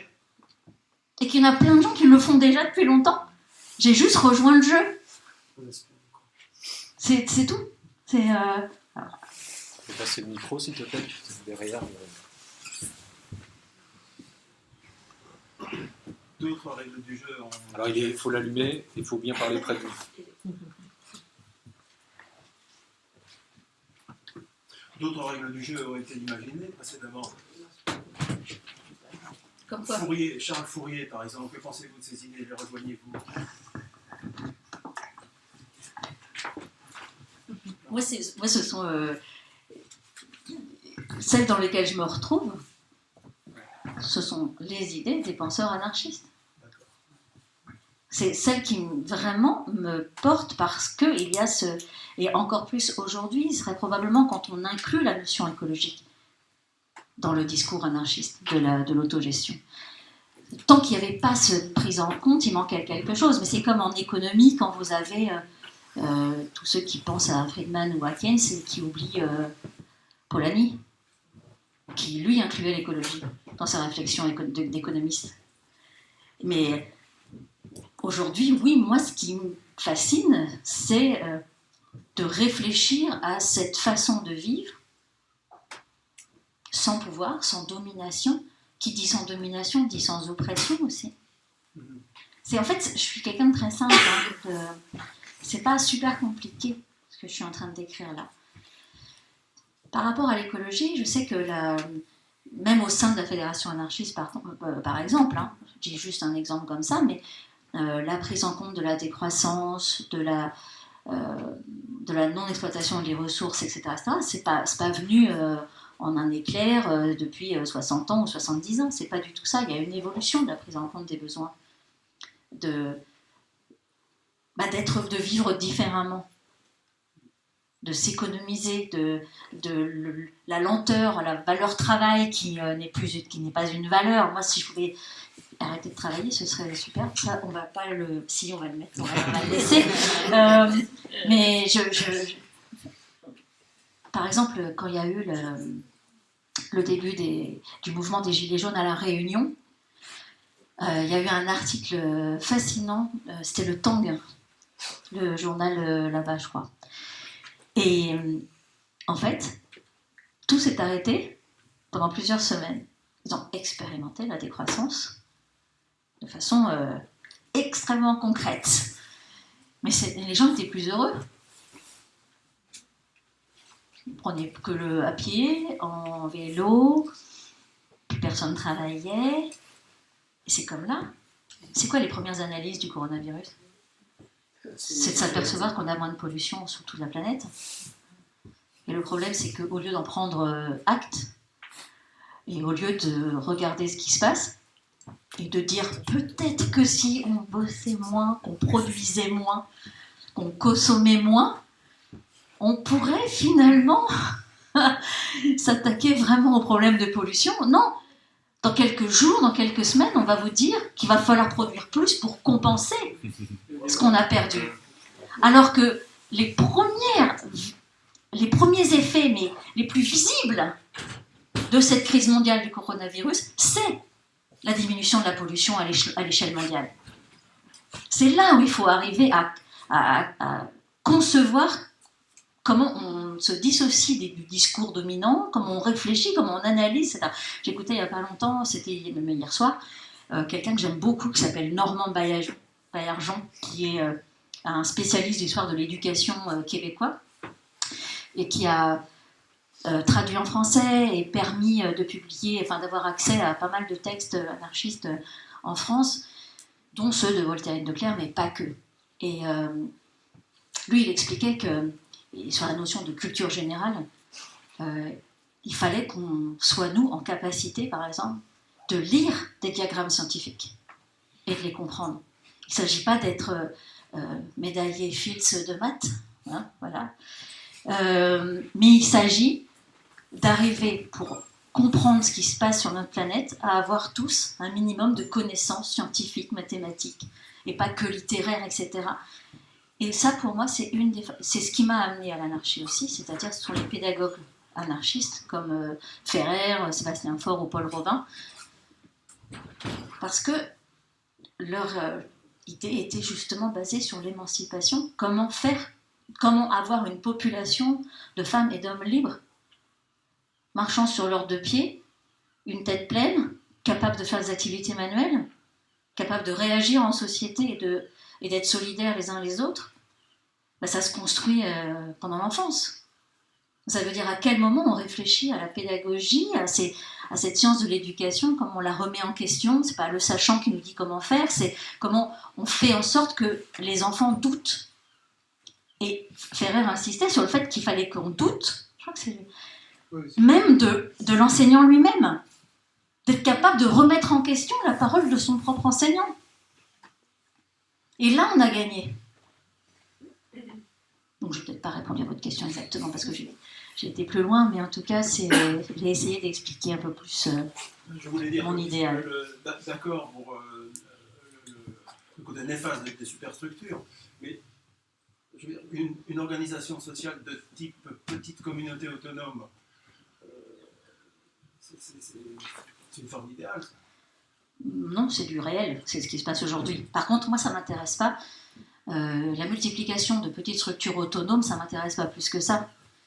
Bah, sauf qu'on se fait plaisir, on développe l'autonomie alimentaire et énergétique pour sa petite communauté, et puis les autres, ils peuvent crever, quoi. Donc, ce qui m'intéresse, c'est le réseau de ces communautés-là, qui sont des débuts d'assemblée locale. Mais s'il n'y a pas de mise en réseau, s'il n'y a pas de fonctionnement les uns avec les autres, l'accumulation d'éco-villages je vois pas. C'est pas ça qui fait politique, c'est pas ça qui construit une société. C'est juste un repli sur soi. Et c'est là où il faut faire très attention, hein, parce que c'est aussi un message dangereux qu'on entend aujourd'hui. C'est-à-dire, face à cet effondrement écologique qu'on observe et qui n'est pas qu'une observation, comment on peut sauver sa peau ? Donc c'est une réflexion qu'on a tous, c'est est-ce que je me réfugie dans une communauté en Lozère, ou est-ce que, enfin Lozère ou ailleurs, hein, question, ou en Creuse, parce qu'en Creuse c'est pas cher les maisons, Ou est-ce que j'essaye de construire avec d'autres ces assemblées locales qui ensuite vont se fédérer et créer une fédération de communes et ainsi de suite. Ça m'intéresse. Et là, on agit vraiment. Mais le repli sur soi dans une communauté qui viserait à l'autonomie, c'est qu'une communauté qui vise à l'économie. Et ça s'arrête là. Mais c'est pas ça j'imagine pas ça comme avenir, quoi. Ça peut pas être un avenir. Non, mais ça serait bien avec le micro parce que c'est pour enregistrer. Ah bon. Alors parle bien fort pour que ça soit enregistré. Non, juste pour revenir sur Fourier, en fait, c'est aussi qu'il avait une vision hyper. Il a proposé un système, son système de phalanstère, là, où en gros, il avait déjà défini comment fallait vivre, avec quel nombre de personnes, et en fait, c'était une vision de son idéal. Il disait que comme ça marcherait bien. Moi, je pense qu'il est utile de rappeler aussi que l'idée anarchiste, c'est, comme on disait tout à l'heure, de remettre en cause ce que peut dire l'enseignant. C'est pour ça qu'en fait, les anarchistes ne viennent pas avec un programme, elles ne viennent pas avec des leçons tout préfaites ou un projet tout préfet, en fait. Et l'anarchie vise à l'autogestion, à ce que chacun en fait, développe ses solutions dans son contexte. Et donc, il n'y aura pas de communauté, je sais pas, de 100, 200 personnes idéales, il faudrait que ce soit comme ça. Et chacun, en fait, doit faire comme il l'entend, s'organiser collectivement, mais sans préalable, sans solution toute préfaite. Donc tout est à construire et ça n'empêche pas de s'organiser. On parlait tout à l'heure des partis. C'est vrai qu'il n'y a pas de parti anarchiste parce que d'emblée, un parti politique, a priori, c'est pour participer aux élections. Les anarchistes ne veulent pas participer aux élections, donc ils ne vont pas créer un parti politique. Mais ils sont capables de créer des organisations politiques, ils sont capables de créer des syndicats pour s'organiser. Et des bourses de travail. Des bourses de travail et des associations, tout ce qu'on veut. C'est-à-dire qu'on peut s'organiser, on peut faire des choses, mais effectivement, il y a des choses qu'on ne veut pas se permettre et qu'on ne veut pas faire. Mais c'est intéressant parce qu'il y a aussi l'idée de nombre, d'un chiffre qui ne serait pas un chiffre magique, mais qui serait le chiffre idéal où on pourrait parler de démocratie, prendre toutes ces décisions ensemble, etc. Mais comment on fait en ville ? Il y a une vraie réflexion à avoir aussi sur la fabrication artificielle des métropoles. Les métropoles ont été faites pour qu'on n'ait plus justement notre mot à dire, qu'on soit juste un parmi le million, un dans cette immensité de personnes qu'on n'entend plus et qui ne parlent plus. Et donc, à quel échelon on peut travailler ? Est-ce qu'une ville de plus de 100 000 habitants est un espace viable ? Ça, ce sont des questions importantes. Est-ce que... mais à la rigueur, effectivement, à partir du moment... Quand je regarde par exemple les assemblées locales du Rojava, je prends cet exemple-là et je vous encourage vraiment à lire le livre de Raphaël Lebreja à ce sujet parce qu'il passe du temps pour comprendre l'articulation des institutions. En fait, une commune au sens local, ça peut être une rue, ça peut être un quartier, ça peut être une assemblée de personnes qui sont... d'une seule ethnie ou d'une seule culture, qui partagent un seul intérêt majeur, d'autres, mais un particulièrement qui les réunit. Et ça, on va dire qu'à partir de cette valeur commune ou de ce qui les rapproche ou les rassemble, ils forment une commune. Il faut quitter la notion de commune telle qu'on l'entend en France aujourd'hui. C'est plus du tout ça. Mais quand on prend en compte les intérêts des minorités, qu'on n'essaye pas de les oublier de manière systématique, et qu'ils font partie de la table de ceux qui vont discuter ensemble, on va prendre des décisions ensemble, là c'est intéressant. Le Rojava, il n'y a pas que ça qui est intéressant, il y a aussi le fait que dans des assemblées, quand il y a un poste pour une femme, pour les décisions, une femme, un homme, s'il n'y a pas de femme, on ne va pas la remplacer par un homme. On va attendre qu'il y ait une femme pour prendre la place. Rien que ça n'existe pas ici. Voilà. Mais je suis d'accord pour la taille et qu'on doit effectivement s'organiser en fonction du lieu, du contexte, à qui on a affaire et comment on peut le faire. Ne rien imposer. Parce que ça, c'est de la domination. Ça ne veut pas dire ne pas être en capacité de prendre des décisions. Ce n'est pas juste reposer sur d'autres ou faire reposer sur d'autres la création de règles. Mais c'est vraiment les prendre ensemble, créer ces règles ensemble en fonction du contexte, du lieu et de ce qu'on a autour de nous. Il Il y a le Chiapas aussi qui est intéressant C'est comme ça. exemple, plus du Rojava. Complètement. J'aimerais bien y aller, mais je crois que c'était un des rares endroits aussi où il y avait organisé un événement sportif, mais réservé aux femmes aussi. Et souvent, ce qui est assez marquant d'ailleurs, c'est que sur les luttes qui ont lieu en France, on a souvent des messages de soutien qui viennent du Chiapas ou du Rojava, et je suis pas sûre que nous, on soit en capacité de faire l'inverse, c'est-à-dire de formuler des messages de soutien avec l'intensité des leurs. Et on voit que pour eux, la solidarité internationale, c'est pas juste une expression, quoi. Oui, c'est vrai. Et ils étaient venus sur la ZAD aussi. Est-ce qu'il y a encore des questions? Ça peut être sur le Une livre, ça peut être réflexion. sur l'anarchisme en... il y a François là-bas. Je ne sais pas si quelqu'un peut lui passer le micro comme il est assez loin. Je vois pas tout le monde alors.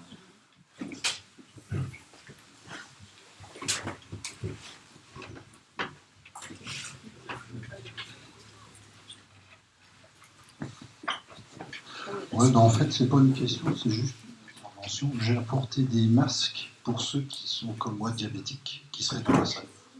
Ah bah très bien. Bah, merci. Beaucoup. Faire passer. Par rapport à la création des assemblées là, dont vous parlez, vous en créez là maintenant? Pardon. Comment vous créez les assemblées dont vous parlez? Déjà, je ne ferai pas ça toute seule. Et il faut regarder comment ils l'ont fait dans le passé. C'est-à-dire que quand on peut considérer que les collectivités d'Aragon, par exemple, créées en 1936, sont des assemblées locales. Ce sont des assemblées qui ont été simplement les habitants qui ont mis en commun leurs terres, quand ils en avaient, leurs tracteurs, leurs chevaux, leur capacité à réfléchir, leur connaissance. Et là où je trouve que c'est, pour moi en tout cas, c'est fondamental d'aller regarder ce qui s'est passé dans ces quelques mois de 1936 et de regarder un documentaire dont je parle à la fin du livre qui est Vivre l'utopie. C'est pas un documentaire qui est très connu, il date de 1996, c'est-à-dire pour les 60 ans de la Révolution espagnole, avec des gens, des témoignages, des personnes interviewées qui sont celles et ceux qui ont fait cette révolution. Et c'est passionnant parce que, comme je le dis, quand on les regarde parler, c'est comme si c'était hier, comme s'il n'y avait pas eu toutes ces personnes fusillées, incarcérées, exilées, et ils seraient capables de le refaire, même si ça n'a duré que quelques mois. Mais ce sont des lieux où ils ont pu créer des écoles. Il y avait 70% d'illettrés en Espagne en 1936. Ils ont réussi à créer une école dans chaque village, quasiment. Ils ont réussi à se poser des questions sur le fait de combien de temps on doit travailler pour satisfaire nos besoins, pas pour produire pour le capitalisme. De combien de temps il faut travailler dans la journée pour être en capacité de fournir de la nourriture, des moyens de production, échanger avec des vêtements fabriqués ailleurs, etc. Je crois qu'ils en avaient déduit qu'il fallait travailler que 4 heures par jour. Vous imaginez, on était en 1936, quoi. Donc, ils n'ont pas travaillé 4 heures par jour, parce que dans la réalité des faits, il fallait quand même se battre aussi contre Franco. Donc ils n'ont pas pu appliquer complètement, mais en temps de paix, ils en avaient déduit que 4 heures suffisaient. Et il y avait cette notion aussi d'équité dans ce qu'on pouvait leur apporter, dans ce que la collectivité devait apporter à chaque famille. C'était pas tout le monde pareil, c'était en fonction des besoins. Dans certains endroits, ils ont quasiment réussi à abolir la monnaie, où ils avaient établi les plans pour un revenu universel familial. C'est-à-dire de se replonger dans ce qu'ils ont réussi à faire tout en réalisant que c'était il y a presque 100 ans et que ça n'a duré que quelques mois, c'est impressionnant. Et les collectivités d'Aragon n'étaient pas un conseil municipal. C'était en parallèle. Parfois, ils ont remplacé le conseil municipal, mais ce n'était pas obligatoire. C'était pas parce que ça s'appelle collectivité, que nous, on va le traduire par notre propre définition d'une collectivité locale. Non, c'était pas du tout ça. C'était le fait d'être en collectif. Et donc, s'ils l'ont fait, c'est bien que c'est possible. C'est juste pour ça que j'en parle. C'est parce que Souvent, on me raconte que oui, mais tu es en train de rêver, tu es en train d'idéaliser, etc. Mais j'idéalise rien, je ne rêve de rien. Enfin, je veux dire, ils l'ont fait. C'est pas parce qu'on l'a oublié que ça n'a pas existé. Ils l'ont fait. Et quand on les regarde 60 ans plus tard, ils le referaient. Ils repartiraient dans cette aventure-là. Et c'est ça qui me plaît. Voilà. Faut pousser là. Voilà. Mais ce qui me pose question, c'est que dans tout groupe humain, il y a des gens qui sont motivés pour faire avancer les choses, et puis il y en a qui ne font rien et qui sont là pour profiter. Parce que ça, c'est très bien si tout le monde a le même idéal et a envie d'aller au même but. Mais qu'est-ce qu'on fait des gens qui sont là pour profiter du système? C'est très simple.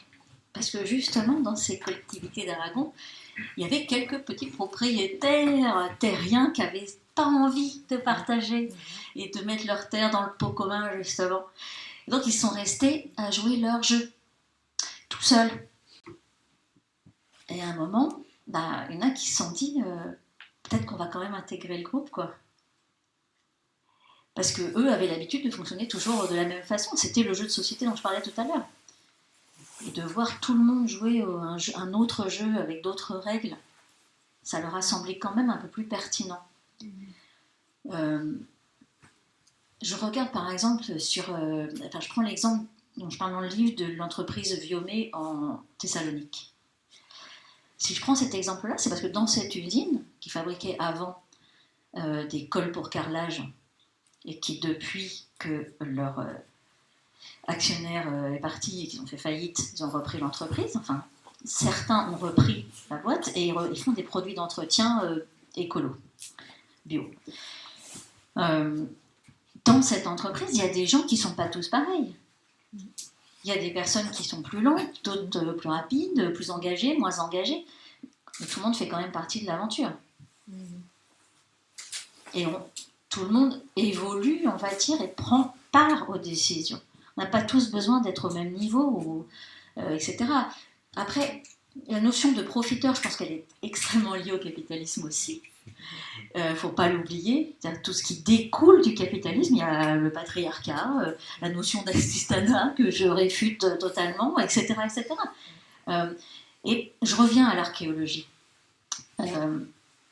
C'est très intéressant parce que récemment, je regardais un petit documentaire sur Arte qui parlait d'un village néolithique dans la vallée en Jordanie, près de Petra, un site super connu grâce aux aventuriers de l'Arche perdue. Mais en Jordanie, il y a 6000 ans, les archéologues étaient extrêmement perturbés et surpris de découvrir tout un village, petite ville, où tout le monde semblait vivre à égalité. Il n'y avait pas de hiérarchie. Ils n'ont pas découvert dans les fouilles de cette ville d'organisation hiérarchique avec des chefs, des sous-chefs, une caste de guerriers, de religieux. Il n'y en a pas. Et ce qui était phénoménal, c'est que chacun exerçait des compétences différentes, artisanalement parlant, etc. Mais il n'y avait pas de hiérarchie. Et dans le commentaire, dans la voix off de ce documentaire, la personne qui parlait était admirative de ce fonctionnement. Elle était en train de dire « Oh, c'était magnifiquement égalitaire ». Mais j'ai envie de lui dire « C'était magnifiquement anarchiste ». Mais ça, elle ne le prononcera jamais. Et si aujourd'hui on fouillait une ville qui ressemblait finalement à ce site archéologique de Jordanie, est-ce qu'elle aurait le même point de vue? Est-ce qu'elle utiliserait les mêmes adjectifs, on va dire, très positifs pour décrire la ville? J'en sais rien. Mais ça veut dire qu'il y a quand même des gens pour qui ça reste un idéal. Et ça veut surtout dire que c'était possible. On l'a déjà fait. Mais oui. Mais que c'est pas la nature humaine. Je réfute totalement le fait de dire que l'humain a besoin de chef, l'humain a besoin de dominer, l'humain a besoin de ceci ou de cela. C'est faux. L'histoire nous apprend que c'est faux. Après, à nous de le voir ou pas. Oui, alors moi, face à l'enjeu écologique climatique actuel, qui est donc mondial, comment est-ce que vous voyez ça, justement? Parce que ce dont on vient de parler, organisation de façon de vivre en petits groupes, en petits villages, etc., et création d'un réseau pour que ce soit... Et je pense qu'il faudrait que ça essaime de ci, de là, de par le monde. Mais c'est quelque chose qui va prendre des décennies, en quelque sorte. Si ça prend, ça reste encore marginal actuellement. Et là, on est vraiment dans une urgence climatique où il faudrait qu'il y ait des grandes décisions de prise, des fonds débloqués, enfin je ne sais pas quoi, mais qu'est-ce que vous pouvez avancer là-dessus? On est toujours sur le même dilemme, urgence d'un côté, et le temps nécessaire à la création de façons de vivre différentes. Mais c'est justement parce qu'on plonge dans l'urgence en permanence pour nous faire accepter n'importe quoi. J'entends aujourd'hui des journalistes faire la promotion de la dictature verte. Oui, j'entends, parce que l'argument qu'on va me donner, c'est « Tu te rends compte, Isabelle, il y a urgence. » Qui dit urgence, dit prise de décision rapide, car nous sommes tous des blaireaux. Nous sommes tous totalement incapables de prendre des décisions qui iront dans le bon sens. Donc par rapport au peuple qui ne comprend rien, on va avoir une élite éclairée, de scientifiques ou pas, qui vont décider à notre place, avec des mesures fortes, des mesures dictatoriales, de comment on va vivre. Ça, je suis désolée, mais urgence, pas urgence, en fait, c'est pas du tout mon modèle. Je crois que c'est pas notre modèle. Par contre, ce qui me dérange, c'est de l'entendre prononcer de plus en plus. Et c'est là où je crois qu'il y a danger. C'est de considérer que, puisqu'il y a urgence climatique, alors les moyens qui doivent être mis en place pour que notre espèce survive, ce sont des moyens forts, et donc des moyens forts d'oppression et de dictature. Il suffit de regarder La Servante écarlate, qui est loin d'être une série négligeable et qui est très intéressante pour réfléchir à ça, ou le livre de Margaret Atwood, qui est aussi bien. Maintenant, je disais tout à l'heure, l'Espagne, ça a pris 70 ans de repolitisation. Oui, je suis convaincue que ça va prendre du temps, mais ce n'est pas l'excuse pour ne pas commencer maintenant, et d'autres ont commencé avant nous. On embraye le pas juste d'un mouvement qui est planétaire. C'est pas la France, je parle pas de la France, on parle pas même que du Rojava ou du Chiapas. Partout dans le monde, des sociétés veulent vivre avec d'autres règles du jeu. Simplement, on met pas le focus dessus, dans la presse. C'est pas au journal de 20h qu'on va vous expliquer comment vit telle population à tel endroit qui se bat contre Monsanto ou Bayer. Évidemment. Donc, la littérature des revues anarchistes est importante parce que justement, c'est les médias alternatifs qui vont permettre d'avoir une ouverture d'esprit suffisante pour constater qu'on n'est pas seul. Loin de là. Et donc, c'est ce que je disais tout à l'heure, je parle de solidarité internationale. Je me fous des frontières, mais alors, franchement, pour moi, ça n'a jamais eu de sens. Donc, soit on réfléchit effectivement de manière planétaire, soit c'est pas la peine. Mais la mise en réseau, elle est déjà effectuée dans plein d'endroits. Et c'est pas parce qu'il y a cette urgence climatique qu'il faut arrêter de faire des assemblées locales et de réfléchir ensemble. C'est ça le piège, en fait. Le piège, il est de nous mettre dans une situation d'urgence permanente, d'élection permanente. Vous avez bien compris que c'est tous les ans. On n'est quand même pas couillons. Donc, c'est de façon à ce que le cadre de réflexion des élections soit le cadre qui façonne notre réflexion. Or, si on enlève ce cadre, si on enlève le calendrier électoral, tout d'un coup, on s'aperçoit qu'on peut réfléchir de manière beaucoup plus juste, biologiquement parlant, mais aussi intellectuellement parlant. Et ça devient plus intéressant. Mais il y aura en permanence ce dilemme. Et l'urgence, elle est de pire en pire. Vous voyez bien de toute façon que ça a empiré. C'est-à-dire que si on avait pris les décisions au moment du Club de Rome, si on avait pris des décisions importantes politiquement parlant, quand Bookchin sort son livre sur l'environnement, on est en 62, ça veut dire que normalement, au niveau planétaire, tous les gouvernements auraient dû prendre des décisions pour éviter l'effondrement en 1962. Bon, on le saurait. Donc c'est pas le cas. Maintenant, on fait avec ce qu'on a, mais si on ne réagit que dans l'urgence, on va dans le catastrophisme, on va dans tout ce qui est collapsologie, et du coup on ne réfléchit plus comme on devrait réfléchir. Il n'y a plus que cette urgence d'aller se réfugier, moi, dans un éco-village ou dans mon bunker. Et ça, c'est pas de la politique, c'est de la survie. Ça ne veut pas dire qu'il faut réfléchir à comment on s'alimente, comment on vit, comment notre empreinte écologique, etc. Évidemment, c'est important. Mais le but n'est pas de survivre, on est d'accord. Enfin, peut-être pas. Mais le but, c'est peut-être aussi de vivre, tout simplement. Et de vivre ensemble. L'homme est un animal social. L'ermite, c'est pas bon, ça. C'est pas... On devient fou. Par rapport à ça, justement, moi je trouve ça toujours surprenant en fait qu'on demande quelque part qu'il y ait plus de pouvoir pour pouvoir prendre des bonnes décisions. C'est donner tous les pouvoirs à ceux qui l'ont déjà en fait. Il faudrait leur donner plus de pouvoir pour qu'ils prennent vite des décisions. Le pouvoir, ils l'ont déjà, de toute façon. Ils l'ont déjà et ils ne le font pas. Et donc demander, comme il y a des journalistes, il y a des messages qui passent comme ça, il faut plus de pouvoir, il faut plus d'autorité pour prendre les bonnes décisions. Mais l'autorité et le pouvoir, ils l'ont déjà, ils ne le font pas. Donc je pense que de toute façon, il ne faut pas compter sur eux pour qu'il y ait des vrais changements. Je pense qu'il faut compter que sur nous-mêmes, et que ce sera la seule façon d'avoir un changement positif. Parce que quand même le pouvoir en place prend des décisions pour un changement, à mon avis, ce sera pour le pire.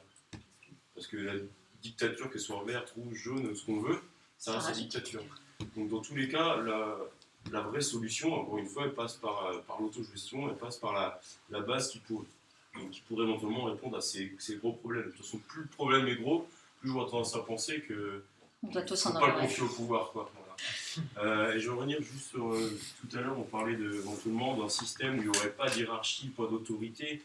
Des gens pourraient profiter du système. J'allais dire, mais en fait, les gens qui profitent du système, ils sont déjà là, en fait. Et donc, il ne faut pas avoir peur d'enlever la hiérarchie, d'enlever le pouvoir, en fait. Parce que de toute façon, dans toute société, il y aura des rapports humains compliqués, il y aura des gens qui profitent, il y aura ça de toute façon. Mais ils sont déjà là. Donc faisons-nous plaisir, enlevons le pouvoir, et les autres problèmes, de toute façon, on les gérera comme on peut les gérer aujourd'hui. Et quand on a un petit peu de pouvoir, on en veut encore. Toujours plus. Je crois qu'on a plein d'exemples là-dessus. Regardez Carlos Ghosn. Il avait assez d'argent, normalement. Bon. Mais c'est toujours ça, c'est très intéressant, c'est de voir la notion d'assister aussi, d'être feignant, très très intéressant, parce qu'en fait, on a toute une catégorie de rentiers qui ne bossent pas, et on n'en parle jamais. C'est formidable, c'est extraordinaire.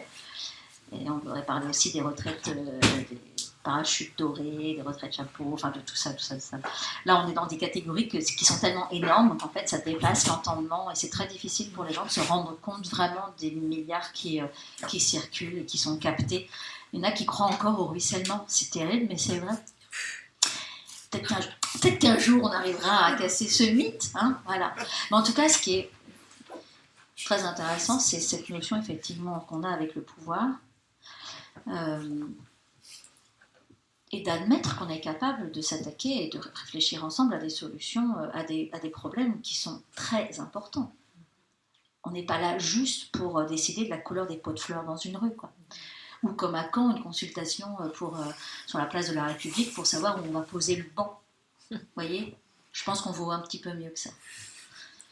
Et il y a une chose dans laquelle on veut nous attirer aussi, c'est par rapport aux gestes du quotidien pour l'écologie.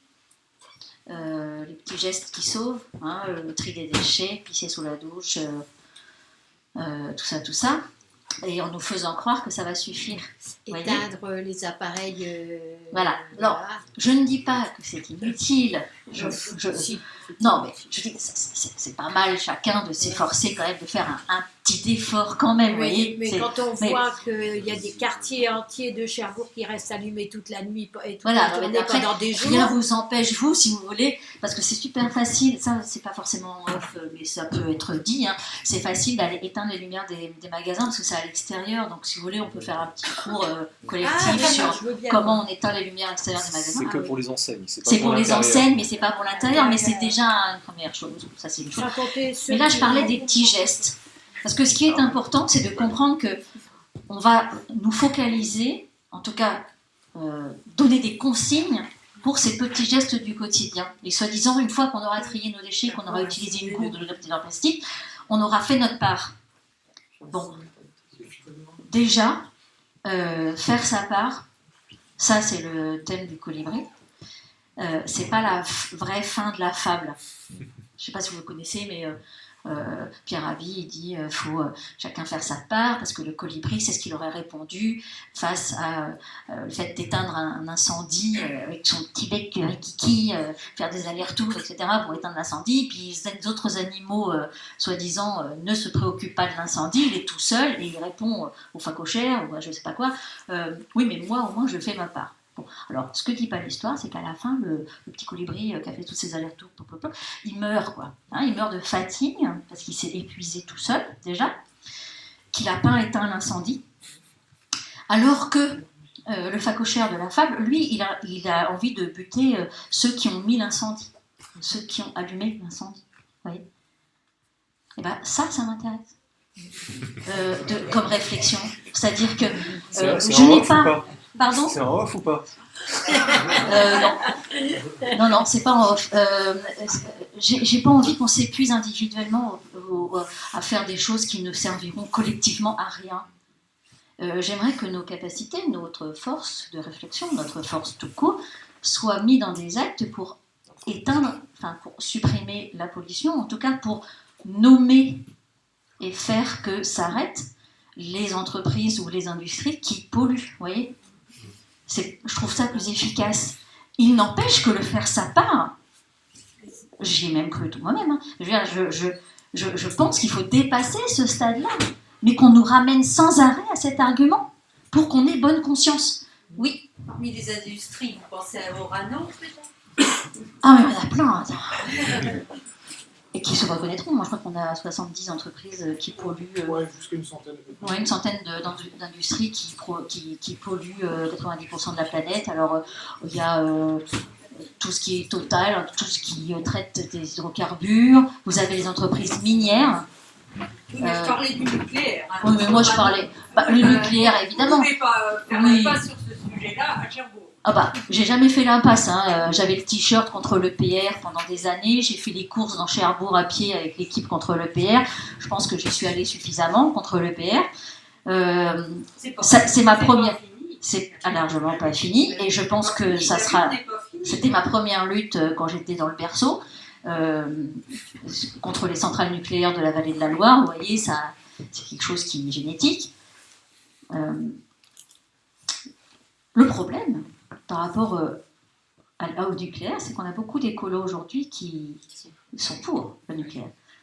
Alors ça me dérange profondément, et pourtant c'est un discours aussi qu'on entend, parce que ce serait propre. Alors propre, décarboné. Oui, par rapport au CO2 peut-être, mais on ne regarde pas ce qui se passe dans les pays d'Afrique où on extrait l'uranium, hein, c'est beaucoup plus pratique. Loin des yeux, loin du cœur. Hein. Les extractions minières, c'est pas en France pour la plupart, c'est terminé.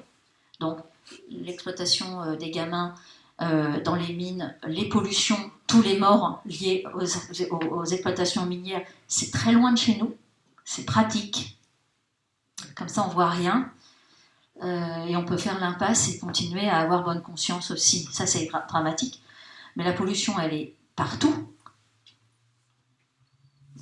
Mais à un moment donné, il faut nommer les pollueurs. Donc là, je me suis tapé 3% de diffamation, on va peut-être éviter le 4e. Je les ai tous gagnés. Mais Bravo.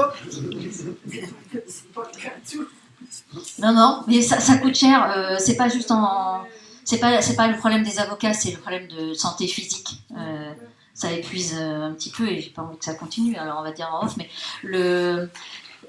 toutes les industries à un certain niveau polluent. Donc qu'est-ce qu'on produit? Comment on le fait? Comment on recycle? Est-ce que c'est recyclable? Est-ce qu'on est en train de détruire les éoliennes? Prenons les éoliennes. Sujet polémique pile poil comme il faut. Je pourrais dire, bon, en tant qu'écologiste, les éoliennes c'est parfait. Bah non. Parce on reste dans le même modèle capitaliste de profit, on est dans le même modèle de production industrielle, que ce soit pour les éoliennes ou pour les EPR. Simplement, ça donne bonne conscience aussi.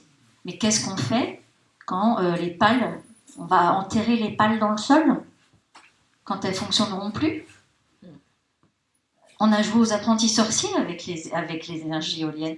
Est-ce qu'on peut concevoir de construire des éoliennes en matériaux recyclables qui produiraient juste pour un foyer, 2 foyers, à un mot?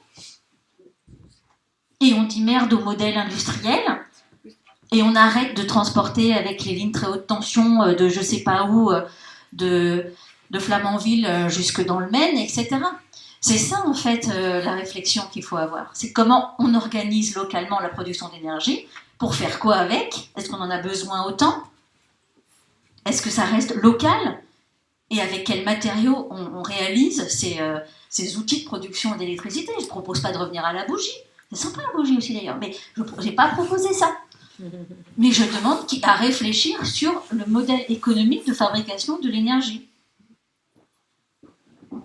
C'est tout. Et quand on aura réfléchi à ça, on s'apercevra qu'on va abandonner les champs d'éoliennes. Qu'ils soient citoyens ou pas citoyens. Qu'ils soient construits par Total, par GDF ou par d'autres. Ça reste un modèle qui n'est pas viable. En utilisant des terres rares chinoises, la Chine peut mettre fin à tout moment, couper les vannes et dire stop, et c'est des matières premières qui s'épuisent et qui ne sont pas renouvelables à l'infini.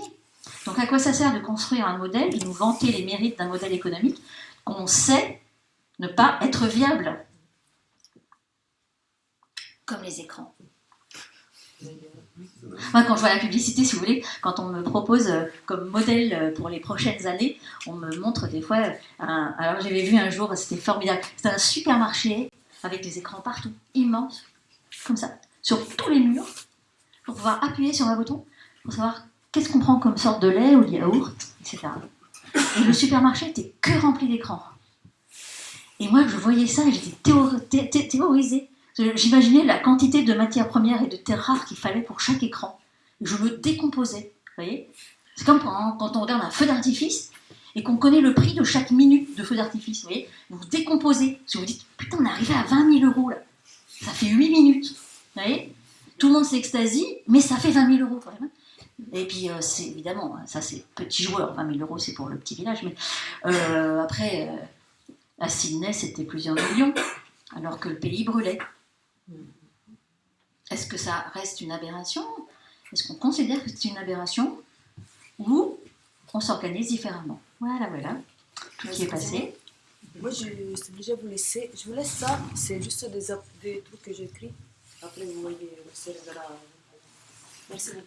On se reverra ou pas, hein, parce que je serai peut-être rayée d'office à Cherbourg. Ils repéreront ma plaque, même si je ne pourrais plus passer. Bonne chose. Merci. Ah, tu prendras le train si jamais le train subsiste toujours. Si vous avez le train. Non, parce que, quitte à défoncer tout le monde, je me rappelle d'une réunion quand même où il y avait Philippe Duron qui était en train de dire que le Paris-Cherbourg, c'était pas grave s'il s'arrêtait à Caen. Je vous le dis parce que comme ça sert à quelque chose, que j'ai assisté à des réunions où je m'emmerdais royalement. Il y avait quand même des phrases intéressantes qui étaient prononcées. Et un jour, il y avait quand même cette phrase qui a été dite, comme quoi c'était pas dramatique, si le direct Paris-Cherbourg, il faisait direct jusqu'à Caen, puis qu'à Caen, on changeait forcément de train pour aller à Cherbourg. C'est une meilleure de France, oui. Ouais.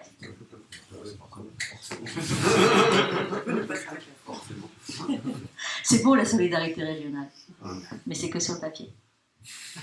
Alors pour vous dire par rapport comme on parlait du nucléaire, moi j'habite dans la Hague J'ai fait toutes les réunions publiques des 3 listes existantes. Et c'est qu'à la dernière que j'ai réalisée, j'ai posé la question, j'ai dit c'est dingue quand même, j'ai fait toutes les réunions, hein, partout. Et pas une seule fois, ils n'ont dit le mot nucléaire. Pas une seule, pas un seul candidat, pas une seule question n'a été posée là-dessus. Parce que le nucléaire n'existe pas. Le nucléaire n'existe pas dans la vie. C'est un peu comme au Japon. Délirant. Je vais juste vous dire ce qui m'avait choqué profondément, c'est qu'un jour j'avais rendez-vous avec l'ambassadeur du Japon à l'ambassade à Paris, et on était donc quelques années, on était quoi, 2 ans après Fukushima, et quand il en parlait, jamais il a prononcé le mot nucléaire non plus. En fait, c'était un séisme. Il parlait de séisme, de tsunami, de catastrophe naturelle. À aucun moment du discours de l'ambassadeur du Japon, il n'a prononcé le mot de catastrophe nucléaire. Moi aussi, ça m'a saisi complètement. Ah, le mot tsunami, il est revenu souvent. Mais rien d'autre. Et sur place, quand j'y suis allée, c'était la même chose. Dans la bouche des élus locaux, à aucun moment, ils n'ont prononcé le mot d'accident nucléaire. La capacité du déni est très forte. Oui. Il reste des militants quand même, dans la région. Mais encore heureux. Pas désespérés, il en reste encore. Vous savez, en doute. Le problème ici que j'ai toujours ressenti, alors peut-être que je peux en parler encore plus librement maintenant que je ne suis plus en Normandie, mais la difficulté c'était aussi évidemment lié à l'emploi. Parce que dès que vous voulez critiquer l'industrie nucléaire, on va vous dire « Mais Madame Attard, vous vous rendez compte, c'est tant de milliers d'emplois pour le département. » Oui, certes, peut-être qu'on pourrait employer les gens à faire autre chose que de travailler à Areva ou ailleurs. C'est pareil pour l'Arsenal, bien sûr. Bien sûr. À chaque fois, quand j'essayais de contrer les avancées, on va dire, des opérateurs téléphoniques avec qui voulaient imposer la 5G par rapport aux ondes électromagnétiques, etc., on me répondait clairement « Mais Madame Attard, vous vous rendez compte, Orange, c'est 3000 emplois en région Basse-Normandie. Donc, vous allez vous taire. Et vous allez nous laisser travailler correctement. » Correctement. Oh, c'était pas dit, hein. Ça s'arrêtait. La phrase, ça c'est moi qui... Oui. J'ai un cerveau qui peut-être développait trop de choses. J'ai peut-être trop d'imagination, mais en fait, non. Non. Mais alors quand on est... Parce que tu as parlé d'assemblée, de collectif, je te dis qu'on va pas faire le colibri, bah oui, à la fin il va mourir. Donc quand on est tout seul quelque part et qu'on veut faire quelque chose, on fait quoi? En fait, on n'est jamais tout seul. On peut le croire, mais on n'est pas tout seul. C'est quasiment impossible. Il faut peut-être faire 3 km pour trouver quelqu'un d'autre, hein. Mais je ne peux pas imaginer que vous soyez toute seule. On peut être peu nombreux. Pour rencontrer les gens, peu ça nombreux. devient difficile. Vous savez qu'il y a eu quelque chose sur notre territoire, dans la Hague, qui nous a coûté cher ces dernières années. C'est les communes nouvelles, donc disparition des mairies. Moi, dans mon village, on a fermé l'école il y a 2 ans. Mais le lien social qu'on a perdu, mais c'est affreux. C'est affreux, donc on ne se rencontre plus. Dans la Hague, il n'y a pas un seul bistrot d'ouvert le soir. Il faut venir à Cherbourg pour boire un coup. Donc je parlais des caves des premiers chrétiens. Mais avec de l'alcool dans les caves, mais ça tu coupes, hein, parce que le reste sur Cazeneuve et Duron, tu peux me laisser sur l'alcool quand même, il y a des limites. En fait, je sais à quel point c'est difficile et qu'on peut se sentir seul. Mais justement, moi je pense que ce qui peut donner un peu d'espoir, c'est de se dire tiens, on va profiter qu'Internet existe encore pour inviter quelqu'un, inviter ceux qui veulent à venir en discuter sur un documentaire ou parler d'une lecture à tel endroit, tel jour. Ça, j'appelle ça l'éducation populaire politique. C'est-à-dire, je vois des régions reculées, je suis dans une région reculée aujourd'hui, dans le centre-Bretagne. Je regarde ce qui se passe par exemple dans un secteur comme les Monts d'Arrée. Il n'y a pas beaucoup d'habitants au kilomètre carré. Et pourtant, il y a une librairie, un café-librairie que j'adore. Mais les gens font beaucoup de kilomètres pour venir dans ce café-librairie, pour écouter, se former, apprendre, rire. Et il y a cette notion de distance. Certes, c'est pas facile parce que financièrement, ça veut dire qu'on fait encore des kilomètres avec sa voiture pour venir. Mais au moins, quand je vois la population qui se déplace pour un débat ou une projection, dans ce café des Monts d'Arrêt où il n'y a personne, dans les Monts d'Arrêt, c'est pas péjoratif, hein, c'est la réalité économique de la région qui fait qu'il n'y a personne, parce qu'il faut quand même y vivre. Hein. Et pourtant, j'ai rarement vu un secteur plus militant. Il y a Trémargat aussi. C'est pour ça que je suis à 4 km de Trémargat, vous voyez, ça fait comme un aimant. Je me suis rapprochée. Mais le but n'est pas de mettre tout le monde au même endroit parce que c'est militant. Il est d'aller essaimer ailleurs. Et je pense que la Hague est une terre de cons. Non, faut que j'arrête de dire des bêtises quand même. On est entre gens sérieux pour un problème sérieux. Mais je pense qu'il y a tellement de choses à faire. Le combat, il est long et c'est dur. Hein. Mais j'en ai bien conscience. C'est extrêmement difficile de se battre contre l'industrie nucléaire. Et pourtant, je reste convaincue que vous n'êtes pas seul. J'en connais d'autres qui habitent pas loin de la Hague. Vous pouvez lever la main. Non, au fond, non. Et devant. Je parlais même pas de nucléaire, je parlais de oui, faire mais des tout choses court, ensemble. mais tout à fait. Mais alors, je vais vous raconter juste une petite histoire, puis après j'arrête, parce que là, je parle tellement que... Voilà. On était il y a pas super longtemps dans le sud, dans le Morbihan, au Café de la Pente. Le Café de la Pente, à Roche-sur-Menthère. Pas de la pente, non, de la pente. La Pente. Ce café associatif qui a du mal à survivre, mais qui se bat et qui survit depuis des années, c'est quand même à cet endroit-là qu'on a planqué le militant anarchiste italien Vincenzo Vecchi pendant des années. Des années. Et c'est toute la population, enfin, toute, mais on va dire, quand je vois les messages en soutien à Vincenzo sur toutes les fenêtres, sur un nombre important de fenêtres du village, je me dis, là ça sent bon la solidarité locale, hein, quand même. Hein. Mais ça veut dire qu'ils ont réussi à le planquer, à le protéger pendant des années. Et si je parle du Café de la Fente, c'est parce que quand on y était, il y avait à peu près 70 personnes dans le café, avec plein de gens qui ne s'étaient jamais vus. Et moi ça m'a fait du bien, mais ça leur a fait surtout du bien à eux, à tous, parce qu'ils se sont dit, ah mais en fait, on est tous ça à penser différemment. Ça donne plutôt le moral, parce qu'on croyait qu'on était 10, 15, 20, mais pas 70. Ça donne de l'espoir. Moi, je pensais pas qu'on serait ce moment-là ce soir. Mais penser, c'est qu'un des Mais, on pense pareil. Maintenant, on fait ensemble. Eh bien, exactement. Allez-y, vous mettez un petit papier là sur le bord. Vous mettez que vous êtes dans tel secteur et que vous aimeriez bien faire quelque chose entre vous. Et ça se trouve, il y a des gens qui habitent à 3 km de chez vous dans cette salle et vous ne le savez pas. Sur ce, on va peut-être clore la discussion. Sur les questions d'organisation, nous en tant qu'anarchistes, on a décidé de s'organiser. C'est pour ça qu'on est à la Fédération anarchiste et c'est pour ça qu'on forme un groupe.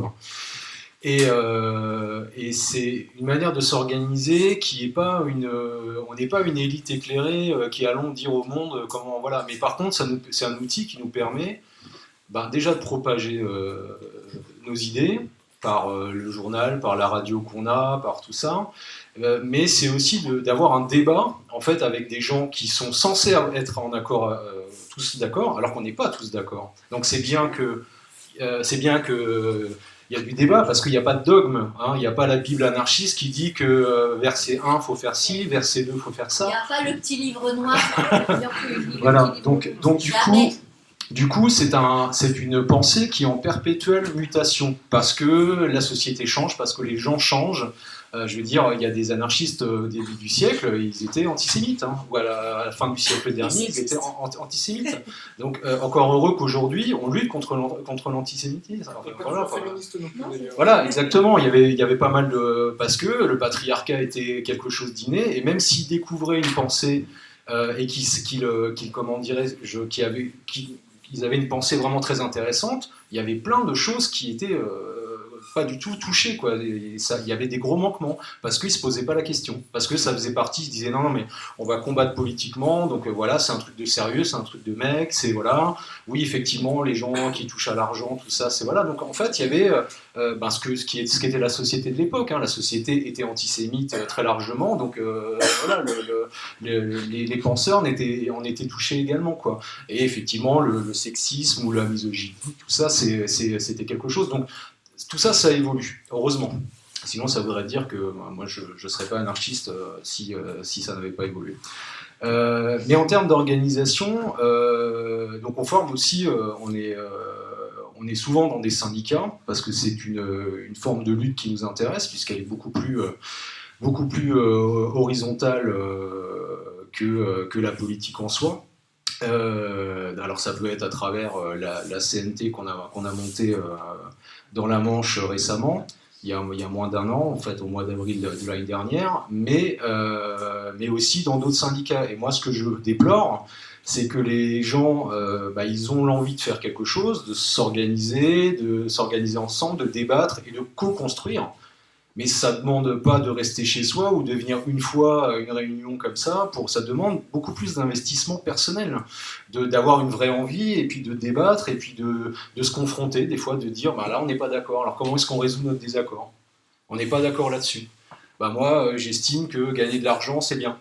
Ah ouais, moi je suis pas d'accord. Alors c'est quoi l'argent? Et après il faut débattre de toutes ces... Parce que si on veut une société différente de celle qu'on a aujourd'hui, il faut encore se poser les bonnes questions. Mais il faut creuser, il ne faut pas avoir peur de creuser. Et je suis d'accord que ça ne va pas se faire d'un claquement de doigts. Et ce que tu rappelais bien de ce qui s'est passé en Espagne, c'est 70 ans de terreau où la population était pauvre, illettrée, et elle a su s'organiser. Aussi bien qu'à la veille de 1936, il y avait 1,5 million d'adhérents à la CNT, 1,5 million d'adhérents à l'UGT, qui était proche du PS.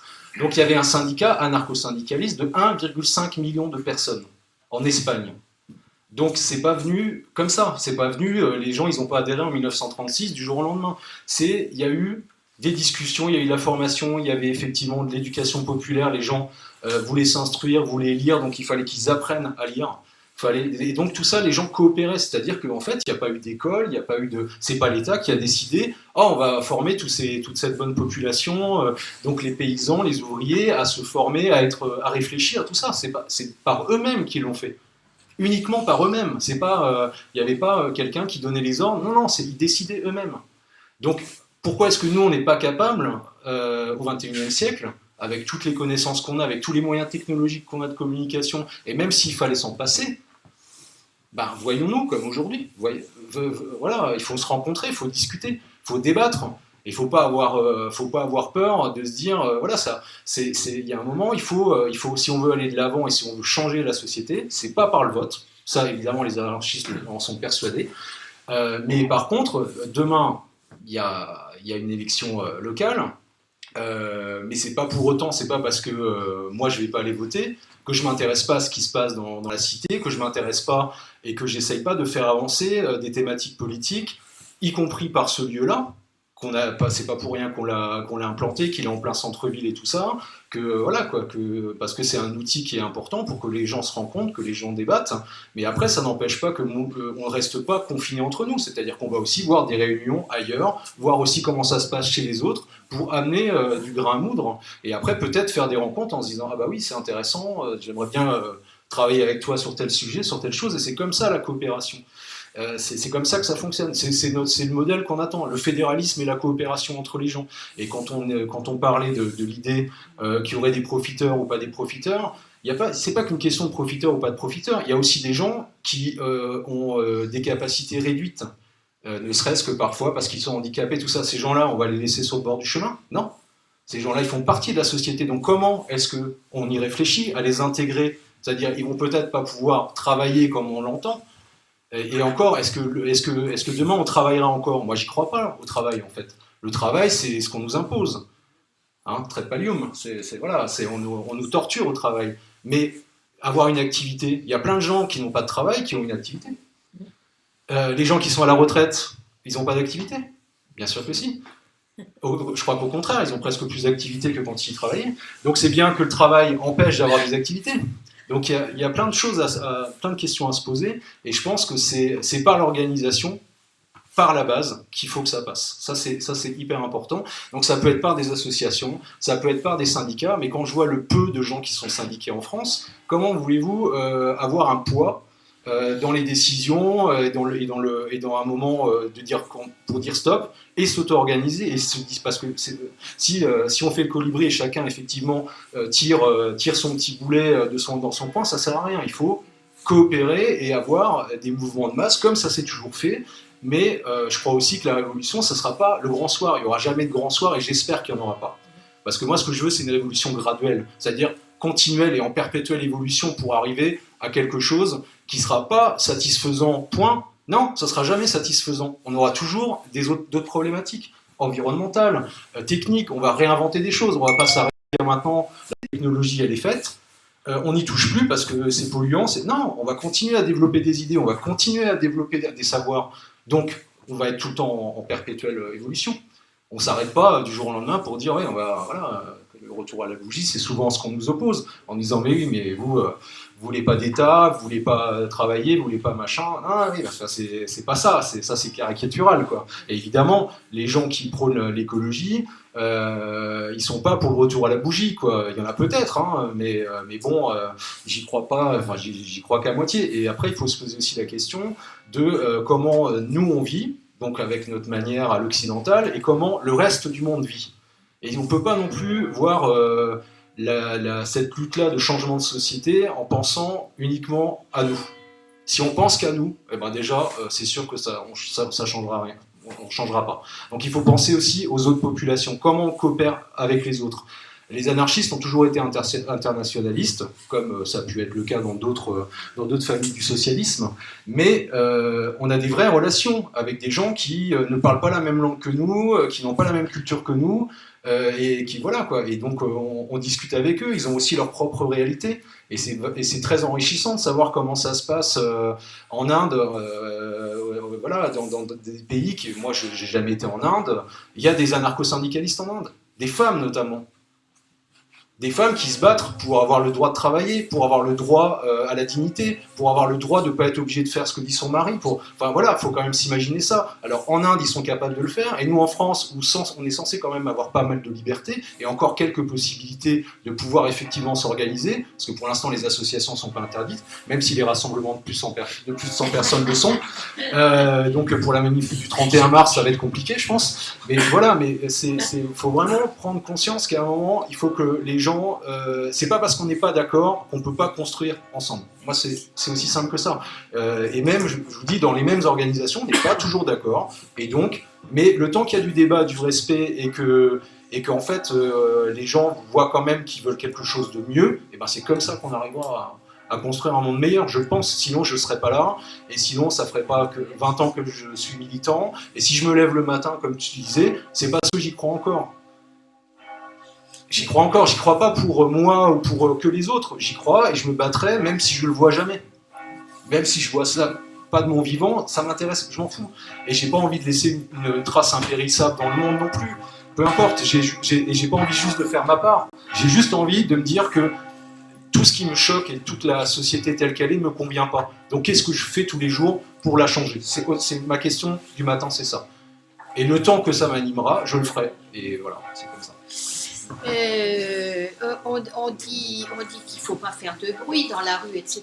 Mais il y en a qui se permettent de faire. Non, mais ça s'appelle le rappel à l'ordre de la religion. Moi, ça m'énerve, ça. Eux, ils ont le droit de faire du bruit. Ce rappel ils ont le droit de faire du bruit. À 7h du matin, ça sonne, les gens ne peuvent pas dormir. Non, c'est moche. Je voudrais juste dire un mot, parce que tu n'en as pas parlé, mais je pense que c'est important. C'est éducation populaire et pédagogie. Parce que les anarchistes sont quand même reconnus comme les plus grands pédagogues, enfin Francisco Ferrer notamment. Et je pense que c'est hyper important aussi de penser, de savoir, enfin, de se dire que chacun d'entre nous peut faire de l'éducation populaire à son niveau. C'est pas très compliqué. On peut en faire sur son lieu de travail, on peut en faire dans ses activités justement. Partager son savoir. Partager son savoir et écouter aussi les autres. Enfin, voilà, et débattre justement. Et et essayer de le faire le plus pédagogiquement possible. Je pense que c'est hyper important aussi, et pour moi, c'est aussi très, très anarchiste. Voilà. Merci. Pour rappel aussi, vous avez donc le bouquin d'Isabelle qui est en vente sur la table de presse, ainsi que des mondes libertaires. On n'a pas remercié la librairie. Et oui, on remercie la librairie des Schistes Bleus donc, qui a co-organisé aujourd'hui. Donc Anne-Laure ne pouvait pas être présente, mais elle est venue nous déposer les livres et discuter un petit peu. Donc voilà. Et donc sinon pour les autres bouquins aussi. Et alors nous on n'est pas une bibliothèque et on n'est pas une librairie non plus. Par contre à la librairie des Schistes Bleus il y a une quantité phénoménale de bouquins très très intéressants, pas que anarchistes, mais beaucoup de bouquins anarchistes quand même. Et donc voilà, faut pas hésiter à aller là-bas, lui parler, lui demander conseils, et puis se renseigner sur internet éventuellement, puis aller l'acheter chez elle, parce que je crois que c'est et tout est commandable, hein, on peut commander tous les bouquins chez elle, donc il n'y a pas de souci. Voilà, merci beaucoup. Alors voilà, vous pouvez voir pour les bouquins, continuer à discuter, hein, on vous jette pas dehors, il n'y a pas de problème, vous pourrez rester autant que vous voulez.